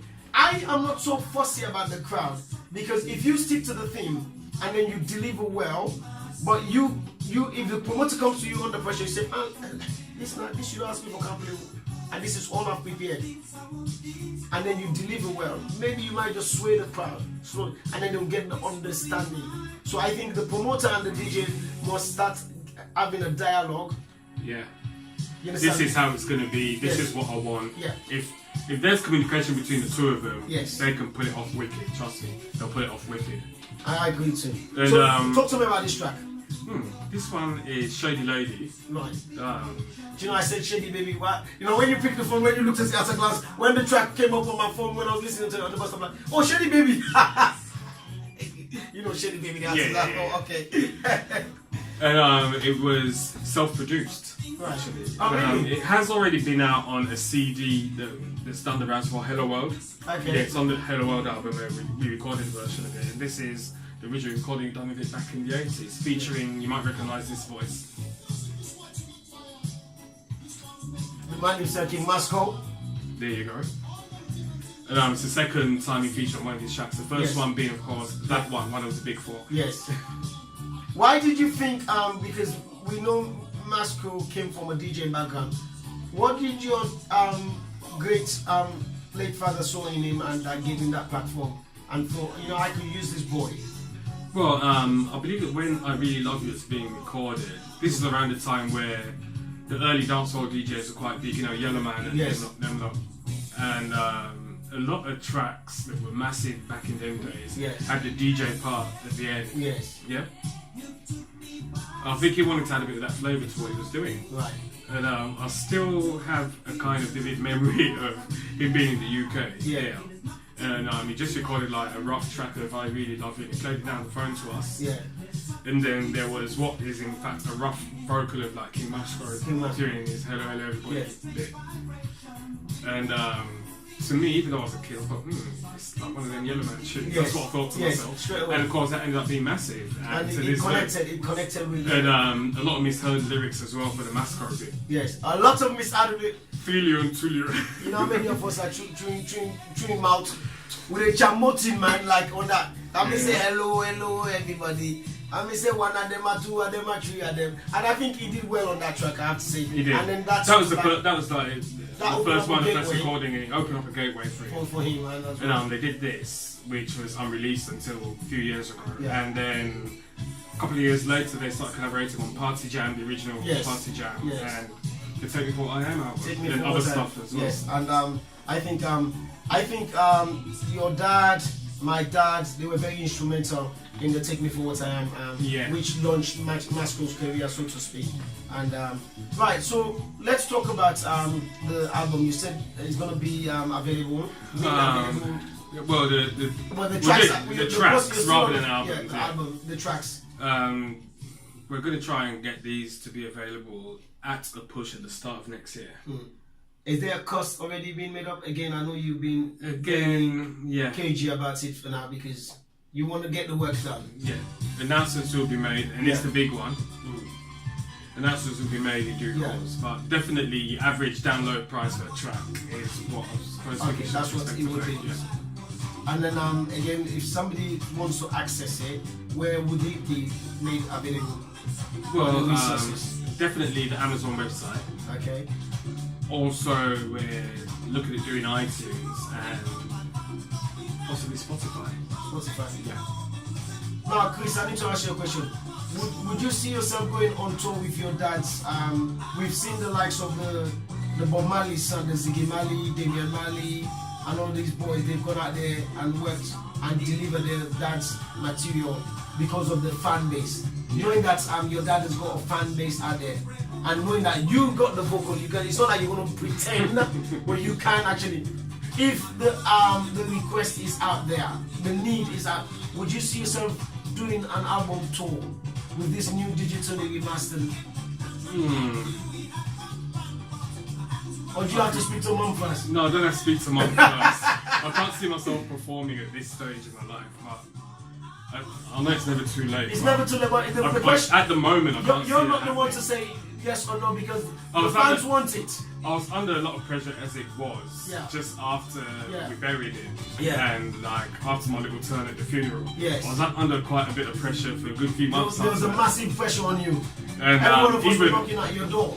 like say, a couple of days ago, someone asked me, "So when's the album coming out?" Yeah. And I'm like, "Album coming out? Yeah. Nah, not at the But moment." once the digital master go out there and goes out to on public sale, people are gonna want somebody.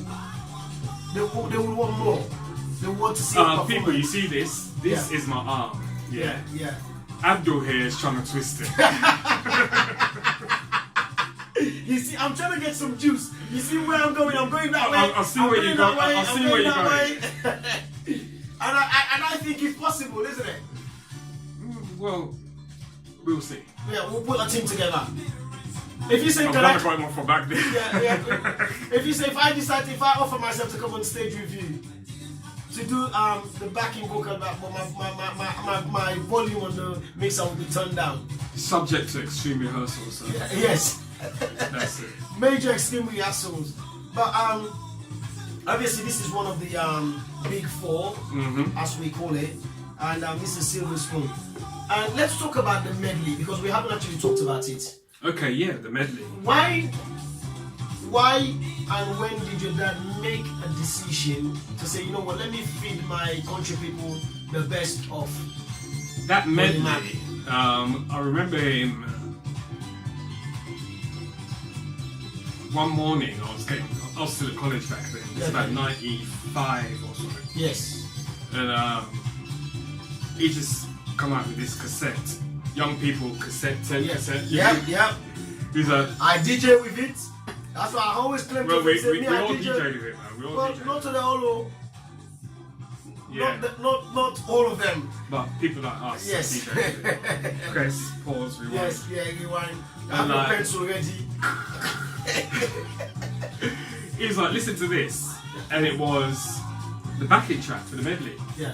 I'm like, wow. There was a guy called Nkono Tellez, I think, that he worked with doing that hard backing track on. Nkono was just excellent. He'd done a couple of tracks on the Hit Some More album. Yeah. Yeah. Because Hit Some More actually came about Yes. after he'd done the medley. The medley, yes. And the medley absolutely smashed it. As you know, it was a live favourite Yes, as well. it's- He just absolutely smashed it. And that's what brought about Hit Some More, where Yeah. Sweetest Thing and the re-recording of I Really Love You. I really love you All and that, all yeah. that stuff. And I think the medley. Did you think at the time because he, like, not that he stopped, he had gone a little bit quiet, and then thought, you know, let me just focus on family a bit. And then when the medley, the hits and the medley came out, like, as you said, obviously he became the rebirth of the hits and more album. Like, it just took off the shelf, and like, so all of a sudden Bunny Mack was wanted again back on thing. Who said this man be on the eye? If you don't go to down at Jamaica, or somebody said don't go to down in Nigeria, you understand, where was it? Well, it was good on Bunny Mack in England, still just enjoying quiet family, like, but the medley came out and everybody was on. And that was part of, it was probably part of the reintroduction of him to a younger audience, yes, which led to other things subsequently. Did you think he enjoyed that Yeah, session? Definitely. And he thought, like, you know what, my people want me back and I must come back and give back to, you know. Let's give him another one from the Big Four. Yes. Okay, let's give them my wedding song. Do you know I danced to it? What one? You take a pick. The wedding song? Yeah. That? Yes. That was my second wedding song. Okay. I have a claim to fame. I'm the only Salian which I can put my chest on, unless somebody come out and said, I danced to 2 Salian songs. My first song was co-written by your dad, No Other Woman, fucking Masco. That was my first song. No Other Woman Can Take Your Place. Because Masco, I'm telling you, you see, she's agreeing Mrs. S. That's she's there. And then my second choice song was I Really Love You. Yes. This song is what we call, you and I know what we call timeless classic. Timeless. An absolutely timeless classic. Absolutely. Why has this song got no age? Or why would it remain ageless? We should say. Well, you can't go wrong with good production and lyrics that are timeless. I mean, love is a timeless, ageless thing, so you simply can't go wrong with that. The song's just got all the elements that will make up something that the story will never die. Yeah. And this song would have been given to a Michael Jackson, what do you call it? A Stevie Wonder, Bob Marley, and it would have still stayed timeless because everything there. Do you have an understanding? Someone's just saying, wow. Yeah. How long did it take your dad to write this song? If you have any recollection. I don't have any recollections because I was quite young, but I know it was written a few years before it was recorded. It was recorded in early 1983. 1983, yes. Yeah. So I don't have any recollections as such, but again, it would have just come from him being inspired by one thing or another, really. Because people used to ask him stuff like, how did you come about writing this song? Yes. Did you upset your wife or whatever? But no, it wasn't that at all. Because my question exactly is what you asked. What role did mom have influence in this song? Because I think she should be taking 70% of the royalties here. Good point. Thank you, see. Oh, the great man himself, Mr. Lamin Costodarami, is just joined us. Cost. Yes. I'm sorry. And this is a song that if you have a 5-year-old child today start singing music, and once you don't go and meet him parents in the piano house, They'll know it. They'll know it. They'll definitely know it. If I was to walk into you and say, Kris, I have a young artist that I want to give this song to do a cover version, would you say yes straight away, or would you like to have a private conversation with them? I'll just hope and pray that they do it justice, because I'll need to know who that artist is first. Yes. Yeah. I'll just be. Because I personally, hoping that they do it if an justice. artist walk into me and say, "Oh, Leo, can you introduce me to Bunny Mack song?" I said, "Which song do you say I really like?" I said, "First of all, look at them." I'll say no, and then I'll call you and say, "I have an artist." I'll say to them no, just to scare them off, because I don't Probably want end up nobody thinking it's to the Holy Grail or something. Absolutely, because the reason being, I don't want it destroyed. I know, because doing someone else's song can result in some serious damage sometimes. Yes. So they do it justice, which I hope they would. Yeah. All good, man. All good. Yes, Mr. Lamin Costodarami, we see you. Yes, Tina, we got your message there.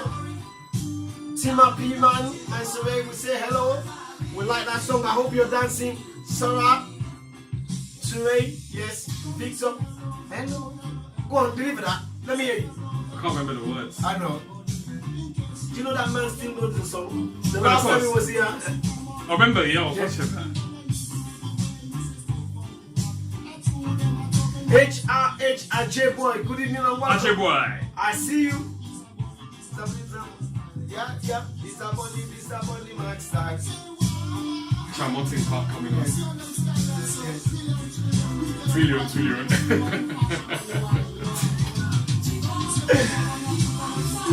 Really and truly, they said Really and truly, Wicked and Wild, you know, them all come out in fashion all the while. Yes. Trillion. Trillion. Salomon put your mix inside it. Jenny J is having a dancing fit on, definitely. Hi, Jenny. Baby.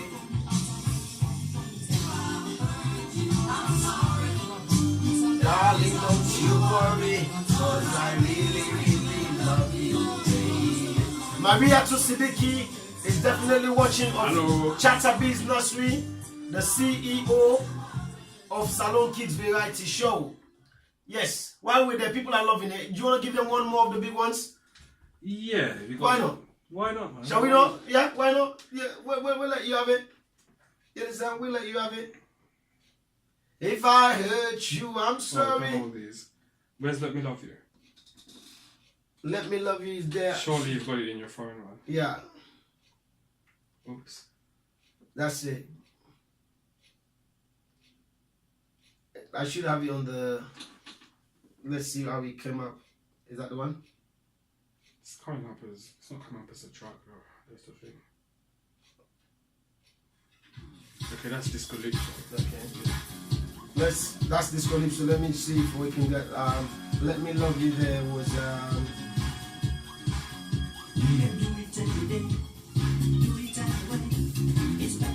I actually send that? I don't think I did. yeah. No, I didn't send that. Is it there? No. Okay, so Love Sweet Love. Okay. So talk to me about this song. Okay, this was released back to back with Funny Lady, the one that we heard earlier, and Too Sweet Song, yeah. Yes, so was this on the first album or the second? It was released as a single, Okay. and double single, and then coupled up with a couple more of his first album, Let Me Love You. How long did it take to record tracks those days? Because I know you deliver it either on a 45. Well, you mean the recording process? Yeah. Recording, it all depended really, because back then was back then, you know what I mean? And like, I definitely know that he spent about 3 months recording the album that had I Really Loved You. Yeah. I definitely remember that being about a 3-month period. But earlier, there were always tracks being recorded at some point over a period of time. And then you couple them together.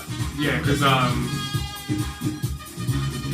obviously everything back then was analog and live instrumentation to a certain extent. So it's about as and when you can lay down the drums, lay down this, lay down that. Yes. So things kind of took How long time does it depending. take an artist to record a track now, Chris? Off the top of your head. I could record one on the bus home. Indeed, I like that. He can definitely record a whole album on the bus. Just being on, just getting ready, get your beats, everything, and then just say. Now, okay, let's come to the question which I asked you earlier on. Which track is your dad's favorite? It's you, your favorite track of your dad. Sorry. Well, there's one that I'm absolutely proud of on many levels, and we spoke about it earlier on this evening. Yeah. And one thing he always used to say is you can never go wrong with a ballad, and he definitely proved that. We've heard it already this evening, and it's up to you to drop it again. It's Angel in Disguise. Angel in Disguise. Why is that song such a high profile song? Because like, and I think Serenians today are not appreciating. Or not appreciative. I think appreciation is the wrong word. They don't fully get it. They don't get it. They don't get it. You see, the early 1980s was the era of, you had the soul ballads and you had a lot of power ballads. Yeah. You know what they refer to as power ballads, yes. right? And but Dad was a big fan of them kind of songs. I can't fight this feeling anymore, kind of things. You know what I mean? So that rubbed off on me as well. Okay. But like, I hear you. He was always aspiring to make songs like that. Yeah. Or like these funk ballads and stuff like that. And you get all those influences there, and it was just right for him to do a song like that. And I would say he's influenced by singer-songwriters as well. Yes. So the combination of all that is what must have brought about Angel in Disguise, another self-produced track as well. And for me, just hearing it and like, even though I was a kid, and you hear there's loads of songs around you. Did that music play around the house? Like, you know, sometimes you love your parents and you don't see their materials or the work they do. We heard quite a fair bit of his songs throughout, you know what I mean? We heard quite a fair bit of it. Did you go, it's too much now that it's going, or did you want more as children at the time? We just accepted it for what it was. Right. I think. It was never too much or too little, I don't think. But imagine being at that age and then hearing a track and thinking, wow, my dad did that. Yeah. I actually still remember getting that feeling the first time I heard the completed track, which I hope we're going to hear now. No, well, I think what I want to do, I want to play a little bit of game with you. You understand? With the music, yes, because while we'll leave the Angel in Disguise as a sign out tune, but I want to play the game. So, because for example, like my daughters, the two young stars, they are sort of like my new producers, they my new managers. So they'll come out and make me, Dad, have you heard this song? It's the latest song. You understand? So it means they've taken interest in what I do because I've never shut them out. So it helps me going out to parties. For example, especially if I'm doing an under 16 party or 10-year-old birthday party, 5-year-old birthday party, which are maybe limited, and like a week or two, and I would have said, what is trending? Wait till they play. When I tell me, you understand? And then they'll come in and give me a whole heap of stuff and prepare me, well, so that sort of thing. Because why do you think it's important for parents who are around the talent pool not to shut down? Because there are some people who have a two-tier life. You know what I mean? Yeah. So this is what I do. I don't want you guys to be involved. I want you. I don't want to just go learn book and go to school. That kind of thing. Why do you think it's important to expose your? It is important to expose them, and because you never know where their talents might lie. Luckily for me and my siblings, my two sisters, we were exposed to stuff, and it was there for the taking. Okay. You know, and Were you the only one that became musically? Well, my big sister used to write stuff which you could say was songs, and I was with her last week. I've got to remind her about that actually. Yeah. I have to bring up one of her songs at some point, and all three of us can sing. Is she the older one in the health sector? No, the older one in the US. Okay, the older one in the US. Okay. She used to do a bit of writing, and we've all got broad taste in music, absolutely, and also the bizarre thing is none of us actually properly learned an instrument, which is strange. Because I'm going to ask you, say, why didn't you play an instrument? I know my way around stuff. Yeah. Because you're very. I can identify sound. chords on a keyboard and stuff, but as far as like he was a guitarist. Yes. And we've always been told off for holding the guitar the wrong way, and I think that possibly put me off at a young age. Yeah. But my niece in the US, Yeah. she plays the guitar brilliantly, and she's got a few bits here and there. She's the one I said done an acoustic version. You and I both, because for me personally, my biggest regret is not being able to play an instrument, and I wanted to play two instruments. I wanted to play the drums, or I wanted to play a keyboard, and I never sort of like got to do those things.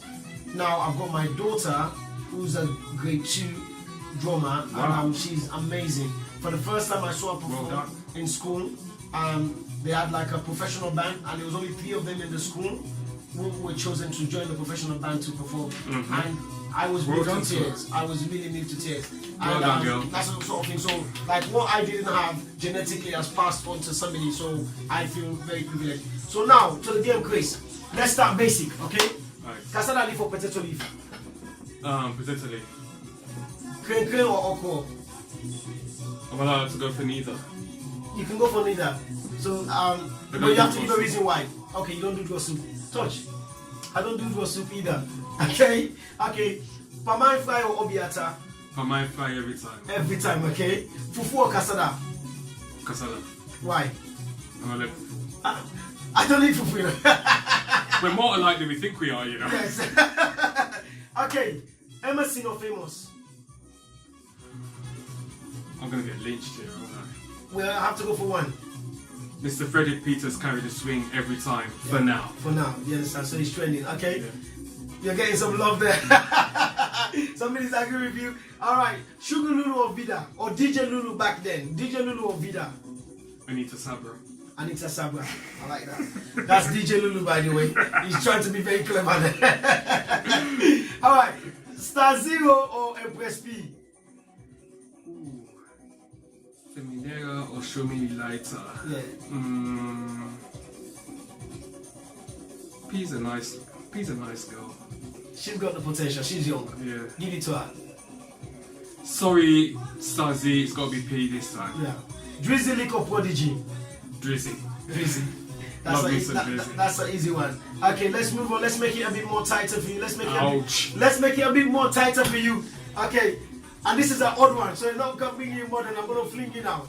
Well, I'm growing up as a young man, you understand? You ready for this one? King Masmo the champ. You ain't the I'm out of here. Okay, we'll press fast forward to that one. Alright? We'll press fast forward to that one. Okay, Rose or Aisha C? Okay, no, forget about Aisha C, she's young. Rose or Mish B? You know Mish B? Rose, okay, definitely. In terms of the group back then, let's talk about the Lyrical Warriors. Let's go for the Lyrical Warriors. Daddy Sajo Pupa Baja. Baja. Why? Baja a wicked flow. Baja a wicked flow. Yeah. Okay, so what team do you support? I don't do football, I do FIFA.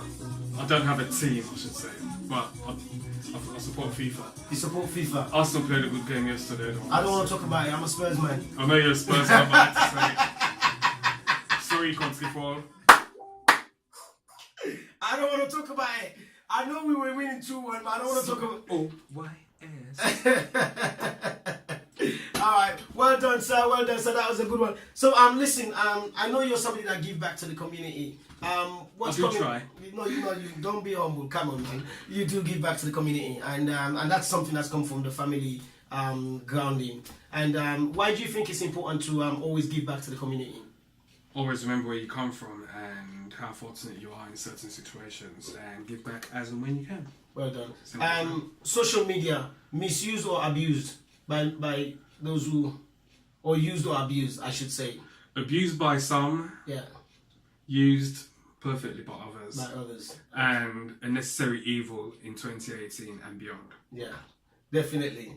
Okay, so one thing you would like to do, if somebody is to say to you, Kris, I've got an opportunity for you to have the perfect weekend, who would you want to spend it with? Loved ones. All? Yeah. You got any wallets? To be decided. It can be arranged. It can be because arranged. obviously, if I had the opportunity for that, I'll make sure that the wallet's banging. Okay. So you got one Saturday night, you're going to go out, and then Awol is giving an award to Bunny Mack for lifetime achievement. United Artists is giving the same award on the same night. Where would you turn up? No problem. Answer the question, Joe.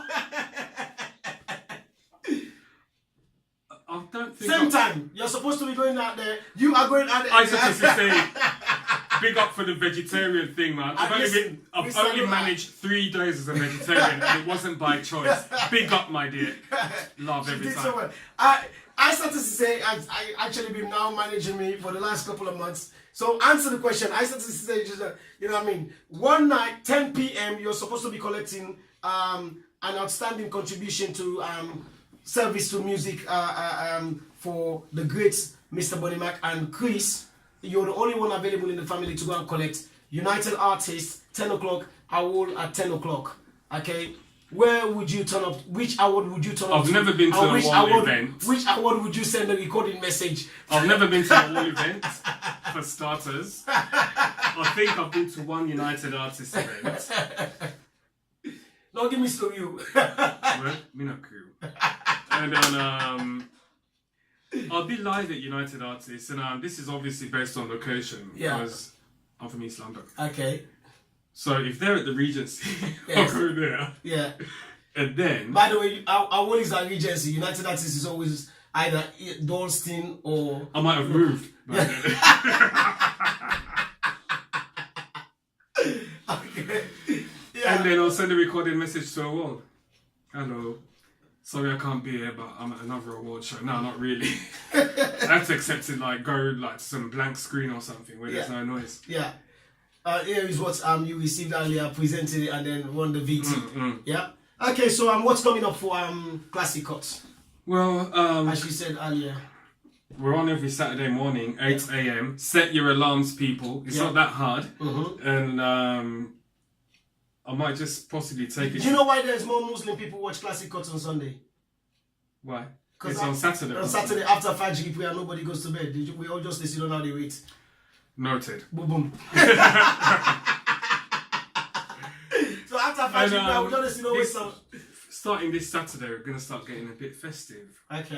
You know, there's always Christmas tunes around. Absolutely. And every week, I'll be gradually dropping some of my favourite ones alongside the usual old tracks that I play. Okay. For somebody that's just joining us now, would Classic Cuts be doing live, not as in DJing live, but live Classic Cuts? As in broadcast, live Facebook, event? Facebook. Facebook Live. It's to do with, because Cuts. of time limits and everything, and obviously 8 o'clock in the morning is not a good time to go on live. Yeah. For technology and other reasons, the show is pre-recorded. Yeah. And which makes sense because as you know, I travel sometimes. Yeah. I was in the US for 2 weeks. And I couldn't have woken up at 2 in the morning. No, so you have to do everything. Yeah. Sorry, it's pre-recorded each time, and.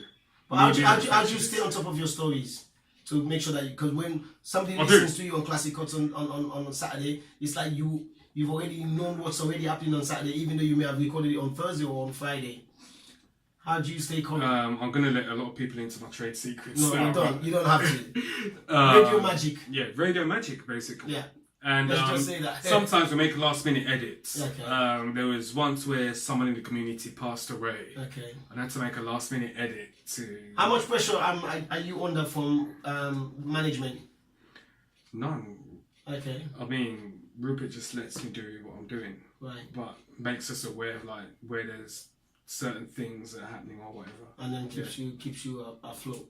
And of things. So actually doing it as like how we're doing this here, I don't think that's going to be happening. But event-wise, who knows? Maybe within the next 12 months, something may or may not happen. It depends on my personal schedule and how much more demand there might be. I've been very critical of DJs who wants to take up a DJ career after they've gone past 50, who like music and then they thought, okay, I'm going to go spend £2,000 and back. Can I stop you right there? I'm not saying that you are. You had been a DJ I'm not before. 50. What do you think about DJs that are increasingly utilizing YouTube to download mixtape? And you don't have to comment, and you just whatever makes them happy. Yeah, but don't take money off somebody's pocket that is a professional. No, but it's a people. It goes back to what I was saying earlier. That there needs to be a bit more versatility with DJs because if people are going on YouTube and downloading, then that's them just being lazy and not actually doing the research as good as us, where people like me and you, I'm sure, we went through the phase of buying records, CDs, and spent a lot of money on Black and Red records. You know what I mean? A1 stores in Wolverfield. Then people used to sell, you know, what you used to call those international, that time the American CD was a reality. Yeah, imports. Imports. Thank you for the word. Mate, I worked in Safeways. Friday I get paid weekly. I cross the road to go there, and then the white boy knows how to turn the speaker up so that I get excited. And then I spend so much money on imports, I don't use 4 of those CDs. But I spend money. And we spent money. We were hungry to get the latest sounds. You go to Red Records, Black and Red, they know what to play for you. You are not going to walk out of Red Records or Black and Red Records and walk away not spending, coming out with a white bag. You want to be seen with your white bag. Because now, I think people just get lazy and say, like with in the reggae side of things, a couple of new rhythms have come out, and they'll just go onto YouTube and download the rhythm tape, rhythm tracks, the rhythm tracks, and then just play it, and then just pass it off as theirs. It's unbelievable. Right. What can we say? So, it's the sign of the times that we live in. It's the sign of the times. If somebody wants to follow Kris, how can they follow you?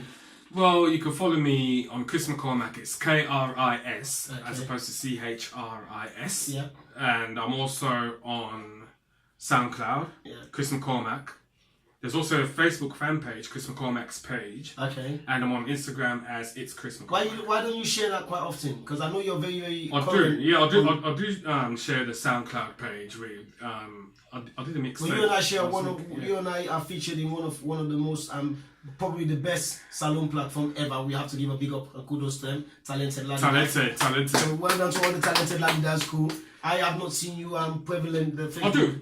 The Facebook link there. Yeah, I have posted it there a few times, but you know, sometimes the football and other banter is just so much that your posts get ignored. Indeed. But that's just how WhatsApp is, guys. So Indeed. it's all good. But as of when I leave here, I might actually repost all the various links to where you can find me within social media. Definitely. Look, it's been great having you in the studio. It's been great. I me really, being appreciate you. And it's been years chasing him, and he's finally here. I made it. And we want to say happy half strong day again to the great man. And we share, as you know, a lot of like lessons common because tomorrow is my birthday. You understand? Happy birthday in And advance. Thank you. So the great man himself, and he's one Spurs of my will rise mentors. again. Security! I said security, call security. This guy is killing me. It's our Spurs will rise again. Thank you for coming. Optimism, bro. Optimism. We're not giving up. We're not giving up. The reason why we will. That stadium is not ours. Let's go back home. Then you see. I'd just like to say thank you for everyone that's tuned in to see me make my Facebook Live debut. Yeah. You can tune into Classic Cuts on www.african.fm Saturday mornings 8 Let's put that in there. Set your alarm. Let's get that in there.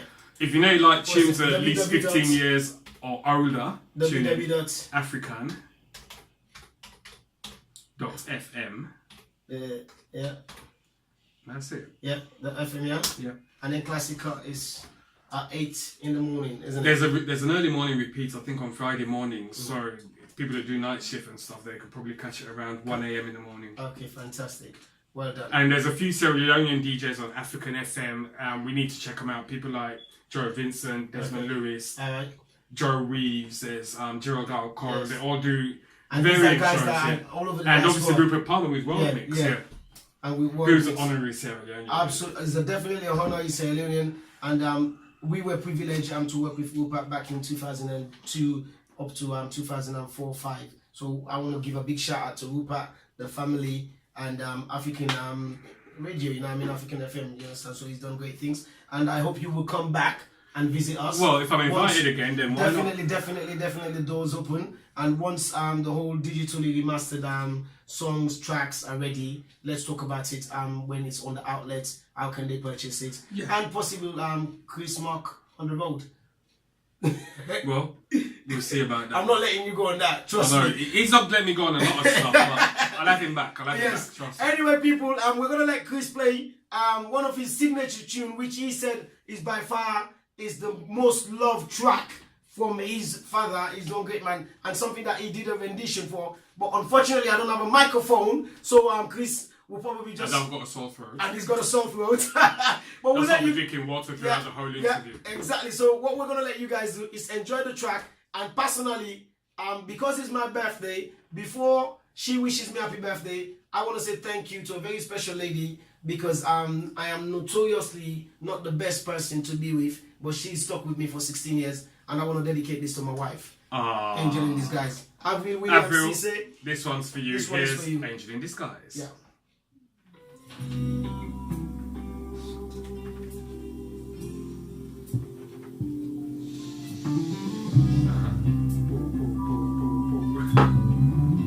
Let's go, people! Don't forget, DJ K-Man is here on Wednesdays. Isata is back on Thursday. Congratulations on the veg pledge. We hope you can start eating some cassava again, Isata. Thank you, Nim Conte. Thank you, Isata. Thank you, Kanu. Thank you, everybody. Thank you, everyone. You understand? Stay tuned. Thank you to all my newest viewers. Make sure you stay tuned. And just because Kris don't count it on, I don't count with Kris. No means I go turn back for me. Was that for my friends from uni? Yes. We were. I was crying Yesterday. but I'm a happy man today because of you. Hey. Don't forget, December the 15th. This man is going to be there. It's all about Countdown Volume 6. DJ Little and DJ Ish. Club 701. Where the adults go. Remember that. You will not be seen with your grandchildren. Club 701, grab your tickets now. £15. DJ Ish and DJ Little. Club 701. Make sure say when I can join we. Club 701. December the 15th. Be there. I can't hear those keys. Neither can I. He can.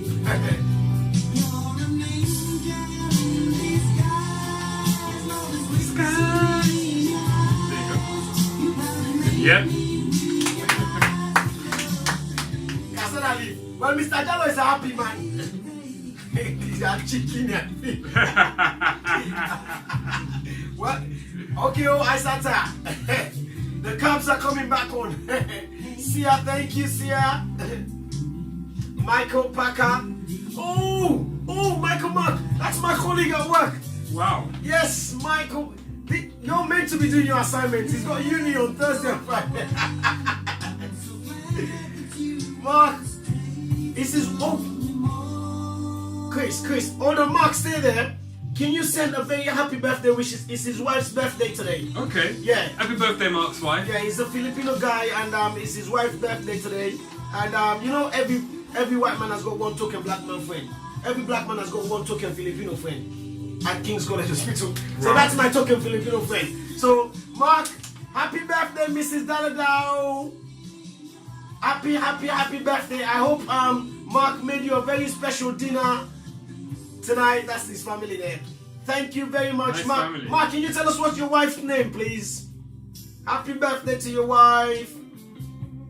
Well done, Mark. Well done. Mark, your wife is an angel in disguise. Well done. I think we should wake up this track. I think I am going to reach out to the top 5 DJs within my circle. DJ Too Smith, DJ Kiman, DJ Nito, myself, and DJ Ish. We are going to re-wake this song again. Needs to be done. You understand? Because you said It's all something part of keeping which the I'm going to legacy take going. on board. There are certain DJs in their pool. Michelle, happy birthday, Michelle Daladao. Happy birthday, Michelle Daladao. Oh, our good friend Neil Barker from Manchester. Neil Barker. Definitely. Thank you very much, sir. Thank you so much. Fellow music fan like myself. Definitely. And we want to give a big shout out on behalf of Sierra Leone for you to Rupert Palmer for actually giving us the platform. Because Sierra Leone for big up you Rupert, man. started Big up broadcasting on the SL4U radio in my house at the living room table. Wow. We converged there under the platform of Rupert Palmer, what was known as SLR, Sierra Leone radio at the time. So thank you, Rupert, and it was then where this whole interest started. So thank you. Thank you to all the beautiful ladies. Thank you to all the gentlemen. Don't forget, this is the latest remastered digitally edition remastered of the Bunny Mack edition catalogue. of the Bunny Mack back catalogue. And Should the be full- available Yeah. early next year. Early next year. So please, people, watch this space. When it's ready, you want to have this on your shelf, on your iPod, on your whatever, your cloud. Absolutely. You know what I mean? Whether you look at the cloud at the top or the cloud at the bottom, make sure you have it in your cloud. Thank you. God bless you. Don't forget, till next time, stay tuned. And it's all about Mama Saloon. We're out. Peace. See ya. See ya, people. See ya. Thank you very much. Oh, Chris, that was amazing. That went really good.